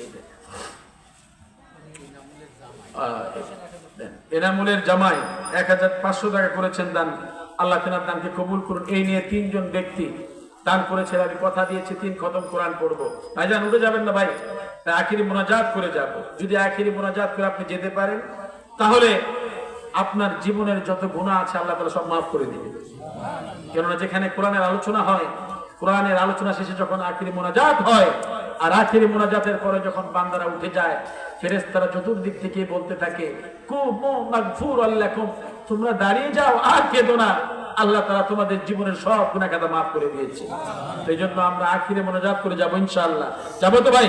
এই মাদ্রাসার উন্নতির জন্য 5টা মিনিট আপনাদের কাছে চেয়ে নিচ্ছি, আপনারা বিরক্ত হচ্ছেন? 5টা মিনিট সময় দেওয়া যায় না ভাই? আপনাদেরই মাদ্রাসা, আমি কথা দিয়েছি ইনশাআল্লাহ। কি নাম বলে? ইকবাল হোসেন ভাই আমার 1000 টাকা, বলেন লিল্লাহি তাকবীর, লিল্লাহি তাকবীর। আল্লাহ তাআলা ইকবাল ভাইয়ের দানকে কবুল করে নেন, পড়ছি আমিন। জানামালে বরকত বাড়ায় দেন, পড়ছি আমিন। 1000 টাকা করেছেন দান এই এতিমখানা মাদ্রাসার জন্য, আল্লাহ তুমি আমার ইকবাল ভাইয়ের দানকে কবুল করো। জানি না পিতামাতা কে জীবিত আছে কে হারিয়ে গেছে, আল্লাহ জীবিত আছে? হ্যাঁ যুবক ভাই আমার ইকবাল ভাই পিতামাতার জন্য দোয়া চেয়েছে, আল্লাহ যুবকের দোয়া তুমি খালি হাতে ফিরিয়ে দাও না। আল্লাহ ইকবাল ভাই পিতামাতাকে সুস্থতা দান করায় দাও, আল্লাহ নেক হায়াত বাড়ায় দাও, বিপদ বালা মুসিবত থেকে হেফাজত করো, সুস্থতা দান করে এমন সন্তান বানায় দাও ওই পিতামাতা যেন সন্তান কিনে গর্ব করতে পারে। আল্লাহ তুমি এমন সন্তান আমার ইকবাল ভাইকে বানায় দাও, আল্লাহ কবুল করে নেন, পড়ছি আমিন। মুসলমান ভাইরা আমার এই সুযোগ ছাড়বেন না, আমি কিন্তু 4 জনের জন্য 4 খতম কোরআন পড়বো ইনশাআল্লাহ। কিনা আজিবার হোসেন ভাই আমার 500 টাকা করেছেন দান। আল্লাহ তাআলা ভাইজানের দানকে কবুল করে নেন। জানে মানে পরিবারে একজন অসুস্থ আছেন, দোয়া চেয়েছেন। আল্লাহ আমার আজিবর ভাইয়ের যিনি অসুস্থ পরিবারের মধ্যে, আল্লাহ তাআলাকে তুমি সুস্থ দান করে দাও। আল্লাহ তাআলা জীবনের গুনাহ রাশি সব তুমি maaf করে দাও। আল্লাহ পরিবার থেকে কেউ যদি ইন্তেকাল করে থাকে তাদের কবরগুলি তুমি জান্নাতের ফুল বাগিচা বানায় দাও। কয় টাকা? 2000 টাকা লেখেন আমার আব্বা আম্মার জন্য দোয়া। লিল্লাহি তাকবীর, লিল্লাহি তাকবীর, নারে তাকবীর। আফজাল হোসেন ভাই আমার 2000 টাকা জোরে বলে মারহাবা, জোরে বলে মারহাবা। পিতামাতার জন্য দোয়া চেয়েছেন। আল্লাহ তুমি আফজাল ভাইয়ের দানকে কবুল করে নাও। পিতামাতার জন্য দোয়া চেয়েছে। আল্লাহ পিতামাতার কথা মনে পড়ে গিয়েছে। আল্লাহ এতিম সন্তান পিতামাতার কবরগুলো তুমি জান্নাতের ফুল বাগিচা বানায় দাও। আল্লাহ তাআলা এই সন্তান যে পিতামাতার জন্য দান করতেছে, আল্লাহ এই দানকে তুমি কিয়ামতের ময়দানে নাজাতের ওসিলা বানায় দিও। পড়ি আমিন। আমার আফজাল হোসেন ভাইকে আল্লাহ তাআলা কবুল করে নেন। পড়ছি আমিন। আল্লাহ তাআলা তেনার ফ্যামিলিতে যারা আছেন প্রত্যেকের নেক হায়াত বাড়ায় দেন। পড়ছি আমিন। ভাইজান নগদে বাকিতে আপনি ফসল থেকে কিছু দিতে পারেন, একটু সহযোগিতার হাত ছাড়ি। আমি কিন্তু 5 জন, কয়জন হলো?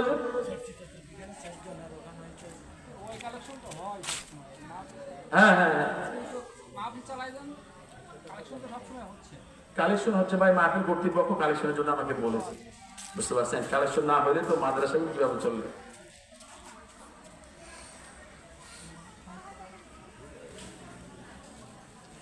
আমার আরেকজন ভাই গাইবেন, আমরা একসঙ্গে গাবো। যেটি আমাদের মৃত্যুর আগেই প্রয়োজন, যেটি আমাদের এখনো প্রয়োজন, তখনও প্রয়োজন, সব সময় প্রয়োজন, যেটি আমাদের প্রয়োজন দরকার। ইকবাল ভাই আমার 1000 টাকা, না কত? 2000 কথা বললেন যে? ইকবাল ভাই আমার 1000 টাকা করেছেন দান। আল্লাহ তাআলা ভাইজানের দানকে কবুল করে নেন। পড়ছি আমিন। দূর থেকে পাঠিয়ে দিয়েছেন, কাছে নেই। আল্লাহ তুমি ইকবাল ভাইয়ের দানকে কবুল করো, জানেমালে বরকত বাড়ায় দাও। পিতামাতা জীবিত থাকলে খেদমত করার সুযোগ দাও। মৃত্যু বরণ করলে আল্লাহ কবরটা তুমি জান্নাতের ফুল বাগিচা। লিল্লাহি তাকবীর, লিল্লাহি তাকবীর। গাজী সিদ্দিকুর রহমান ভাই আমার 2000 টাকা, জোরে বলে মারহাবা। আল্লাহ তাআলা ভাইজানের দানকে কবুল করে নেন। পড়ছি আমিন। জানেমালে বরকত বাড়ায় দেন। গাজী ভাইয়ের এই দানকে আল্লাহ তাআলা কিয়ামতের ময়দানে নাজাতের ওসিলা বানায় দিও। পড়ছি আমিন। মুসলমান ভাই আমার হযরত মাইকটা দেন তো, ওই মাইক পিছটা দেন। আমরা একসঙ্গে একটা গজল গাইব সকলে মিলে। গজলের ফাঁকে ইনশাআল্লাহ মায়েরা আপনারা একটু সহযোগিতার হাতছানি বাড়িয়ে দিন ভাইদের মধ্যে ইনশাআল্লাহ। আল্লাহ তাআলা যেন এই দানকে কিয়ামতের ময়দানে আমাদের জন্য নাজাতের ওসিলা বানায় দেয়। পড়ি আমিন। আল্লাহ আল্লাহ বলতে বলতে মরণ যেন হয়। গাইব তো ইনশাআল্লাহ? আল্লাহ আল্লাহ বলতে বলতে মরণ যেন হয়, মরণ কালে জবানে যেন কালেমা নসিব হয়। আল্লাহ আল্লাহ বলতে বলতে মরণ যেন হয় আমাদের। আল্লাহ আল্লাহ বলতে বলতে কবর হলো এমন বাড়ি, যেই বাড়ির নাই ঠিকানা, এমন অন্ধকার ঘর যেই ঘরের নাই বিছানা, যেই ঘরের নাই বিছানা, হায় হায় যেই ঘরের নাই বিছানা। আমল একিন দিয়ে সাজালে কবর, কোরআন হাদিসের আমলে কবর জান্নাত নসিব হয়। আল্লাহ আল্লাহ বলতে বলতে, বলেন বলেন, আল্লাহ আল্লাহ বলতে বলতে মুনকির নাকিরের 3টি প্রশ্নের, কয়টি প্রশ্নের বলেন? মুনকির নাকিরের 3টি প্রশ্নের সঠিক জবাব দিলে কবর থেকে জান্নাত মুখী দরজা যাবে খুলে গো, দরজা যাবে খুলে। কিয়ামতের কঠিন দিনে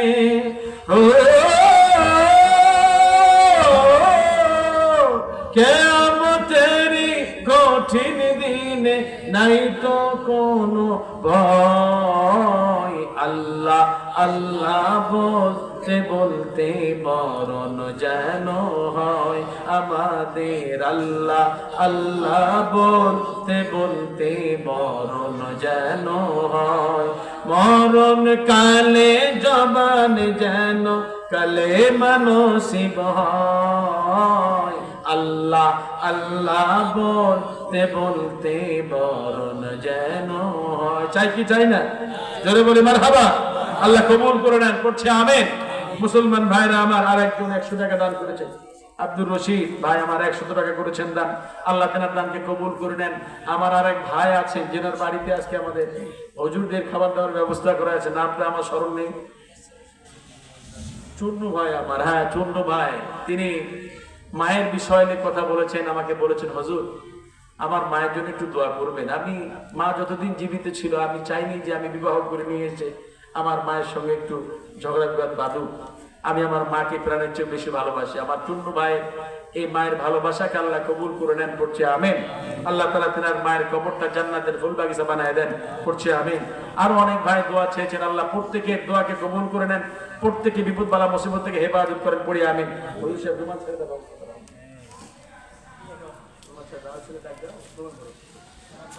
ভাইজান আপনাদের কাছে আমরা জোরপূর্বক না, আপনাদের সদিচ্ছায় আমরা একটু আপনাদের সহযোগিতা চাচ্ছি। ভাইজান অনেকে হয়তো বা আগে মাহফিলের আগে দিয়েছেন, এ ওয়াজ হওয়ার আগে আপনারা দিয়েছেন, অনেকেই আবার নিয়ত করে আছেন যে আমি পরে দেব, কিংবা অনেকেই গোপনীয় ভাবে দিয়ে ফেলেছেন। আপনাদের প্রত্যেকেরই সহযোগিতা এই মাদ্রাসা আছে, এই মাহফিলে আছে আমি জানি, কিন্তু আমার লাস্ট আরেকটি চাওয়া ভাইজান, কত টাকা কত দিকে চলে যায় আপনাদের কাছে 50 ব্যাগ সিমেন্ট ভাই, আপনারা কি কেউ সিমেন্ট দেওয়ার ইচ্ছুক? যদি দিতে চান, যদি সিমেন্ট দিতে চান, এই সিমেন্ট যতদিন পর্যন্ত মাদ্রাসায় লাগানো থাকবে কিয়ামত অবধি পর্যন্ত আপনার কবরে, আপনার পিতামাতার কবরে সদকায়ে জারিয়া এই সওয়াব আল্লাহ তাআলা পৌঁছায় দিবেন। ভাইজান খালিদুর রহমান টিটু ভাই আমার 500 টাকা মাগবার জন্য দোয়া চেয়েছেন। খালিদুর রহমান টিটু ভাই, আল্লাহ তাআলার দানকে কবুল করে নেন, পড়ছে আমিন।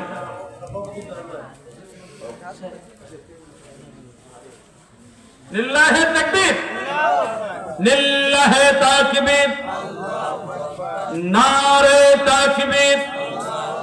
আলহাজ বিএম লুৎফুর রহমান সাহেব পত্র মাহফিলের সভাপতি, 10 বস্তা সিমেন্ট জোরে বলি মারহাবা। আল্লাহ তাআলা তার দানকে কবুল করে নেন, পড়ছে আমিন। আল্লাহ দানের ওসিলায় পিতামাতাকে তুমি maaf করে দাও, আল্লাহ তাদের কবরগুলি জান্নাতের ফুল বাগিচা বানায় দাও, আল্লাহ জীবনের সমস্ত গুনাহ খাতাগুলো তুমি maaf করে দাও, পড়ে আমিন। ভাইজান আমাদের সম্মানিত সভাপতি সাহেব অত্যন্ত বড় দিলের মানুষ, দেখেছেন তিনি টাকা দান করলেন, আবার পিতামাতার জন্য 10 বস্তা সিমেন্ট এই মাদ্রাসার জন্য দান করেছেন, আজীবন সওয়াব যাবে কবরে। ভাইজান এমন কোনজন ব্যক্তি আছে যে হুজুর আমি 2 বস্তা 1 বস্তা সিমেন্ট দেব? মা বোনদের কাছ থেকে এসেছে না? 2 বস্তা কি ভাইজান? কি নাম ভাই আপনার? খায়রুল ইসলাম ভাই আমার 1 বস্তা জোরে বলি মারহাবা। আল্লাহ তাআলা খায়রুল ভাই দানকে কবুল করে নেন, পড়ছি আমিন। জানামালে বরকত বাড়ায় দেন, পড়ছি আমিন। আল্লাহ দুনিয়া চলতে ফিরতে আল্লাহ বেইজ্জতি করো না, আল্লাহ পরকালে বিশ্ব নবীর সঙ্গে দানবীর যারা ছিলেন সাহাবায়ে কিরামদের মধ্যে আল্লাহ তাদের সঙ্গে জান্নাত নসিব লাভ করে সুযোগ দান করে দিও। লিল্লাহি তাকবীর, লিল্লাহ। ভাইজান যারা দিচ্ছেন না মনে করবো মাদ্রাসা না হবে, এটা চান নাকি? মাদ্রাসা হবে এটা চাইতো নাকি? দান 2 প্রকার করা যায়। কেউ যদি বলে হুজুর গোপনে দান করবো না, দান 2 প্রকার করা যায়। দান এক প্রকাশ্য, এক গোপনীয়, দুটোরই সব আপনি পাবেন। এই জায়গায় গোপন প্লেস নাই যে গোপন ভাবে আপনি দান করবেন, এটা ওপেন প্লেস। তো সুতরাং আমরা একটু উৎসাহিত করবো ইনশাআল্লাহ। এই যে আপনি তাকবীর ধ্বনি দিলেন, দান করে যে সওয়াব পেয়েছেন, আপনি ধ্বনি দিয়ে সেই সওয়াব কামাই করলেন, সুবহানাল্লাহ বললেন না? আমরা সবাই লিল্লাহি তাকবীর, লিল্লাহি তাকবীর। নজরুল ইসলাম অত্র মাদ্রাসার সেক্রেটারি ভাই আমার 20 বস্তা সিমেন্ট জোরে বলি মারহাবা। আল্লাহ তাআলা ভাইজানের দানকে কবুল করে নেন, পড়ছে আমিন। জানামালে বরকত বাড়ায় দেন, পড়ছে আমিন। যে সম্মান তিনাকে আল্লাহ দান করিয়েছেন, সেক্রেটারির দায়িত্ব অনেক গুরু দায়িত্ব। আল্লাহ যে দায়িত্ব তুমি তিনাকে দিয়েছো, এই সম্মান নিয়ে যেন বাকি জীবনটা কাটাইতে পারে, তুমি কবুল আর মঞ্জুর করে নাও। আল্লাহ তোমার বান্দার দানকে কবুল করে নাও। আল্লাহ এই দানের ওসিলায় পিতা মাতাকেও কবুল করো।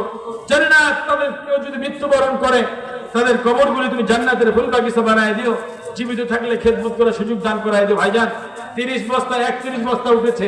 ভাইজান 1 বস্তা সিমেন্ট আপনি বাকিতে লেখাইলো, আমি ওয়াদা দিচ্ছি ইনশাআল্লাহ আপনার পিতামাতা, আপনার আত্মীয় স্বজন, আপনার সন্তানের জন্য 1 খতম কোরআন আমি পড়বো ইনশাআল্লাহ। ভাইজান এমন কোনজন ব্যক্তি আছে, হুজুর আমি 1 বস্তা 2 বস্তা দেব, আমি ওয়াদা দিচ্ছি ইনশাআল্লাহ 1 খতম কোরআন আপনার বাড়িতে মাদ্রাসার শিক্ষক হুজুরদের নিয়ে গেলে পড়াইতে 1 খতম কোরআন যদি পড়ে নেন, কম করে 2 থেকে 5 হাজার টাকা খরচ হবে। আপনি 500 টাকা দিয়ে সেই সব টাকা কামাই করতে পারেন, কেননা কোরআন দিয়ে তো কেউ মিথ্যা কথা বলতে পারেন না।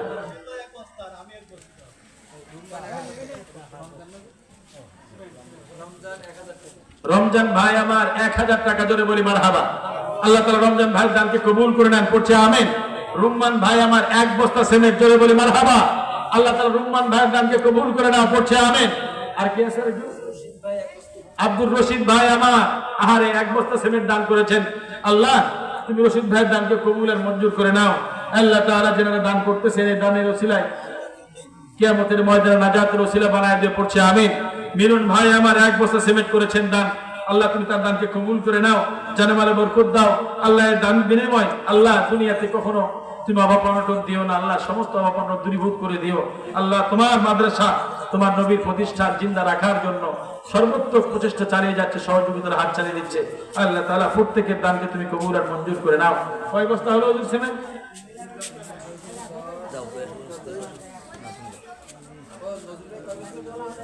20 বস্তা।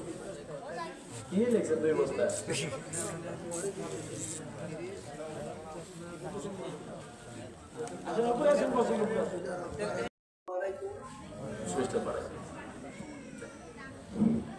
আসসালামু আলাইকুম। সৈয়দ নূর হাফেজিয়া মাদ্রাসা কর্তৃক আজকে ওয়াজ মাহফিলের শেষ পর্যায়ে আমরা সভাপতি যে আর বক্তব্য, যদি এই মাহফিল আয়োজনে কোনো ত্রুটি হয়ে থাকে আপনার ক্ষমাশীল দৃষ্টি দেখবে। আর যদি কোনো ত্রুটির ক্ষেত্রে কোনো সংশোধনের প্রয়োজন হয় সেটা কর্তৃপক্ষের পরামর্শ করবেন। আগামী বছর আমরা সেটা সংশোধন করার চেষ্টা করব।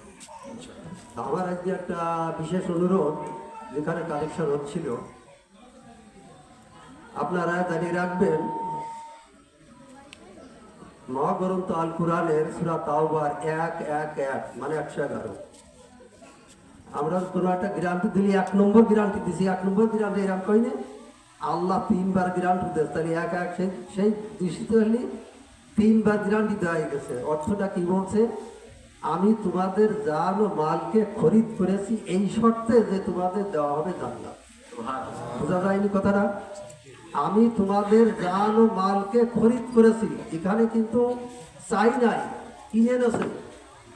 একটা জিনিস আপনারা জানেন, কোনো জিনিস কিনলে আমি কিছু দেওয়ার সাথে কিনলি সে আমাকে কিছু দিতে বাধ্য, কিনলে সেটা একটা জিনিস আমাকে দিতে বাধ্য। আল্লাহ পরিষ্কার বলেছে খরিদ করেছে।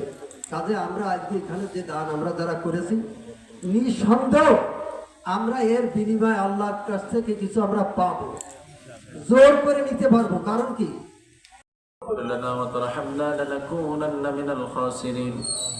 ربنا آتنا في الدنيا حسنة وفي الآخرة حسنة وقنا عذاب النار اللهم اغفر لي حينا وميتنا وشاهدنا وغائبنا وصغيرنا وكبيرنا وذكرنا وأنثانا اللهم من أحييته منا فأحيه على الإسلام ومن توفيته منا فتوفه على الإيمان আল্লাহ তাআলা বাগদা পূর্বপাড়া সৈয়দ নূর হাফেজিয়া মাদ্রাসার ময়দানে বসে গভীর রজনীতে দুখানা হাত তোমার বান্দা বান্দীদেরকে নিয়ে ভিখারি হাত বাড়িয়ে দিয়েছে। মাওলা মেহেরবানি করে আজকের এই মাহফিলের ওসিলায় আল্লাহ, এই মাদ্রাসার ওসিলায় তোমার ঘর মসজিদকে রেখে তোমার গোলাম তোমার বান্দীদেরকে নিয়ে, নিষ্পাপ মাসুম বাচ্চাদেরকে নিয়ে, বয়োজ্যেষ্ঠ মুরব্বী কেরাম, মাদ্রাসার তালিবুল ইলম ছাত্র,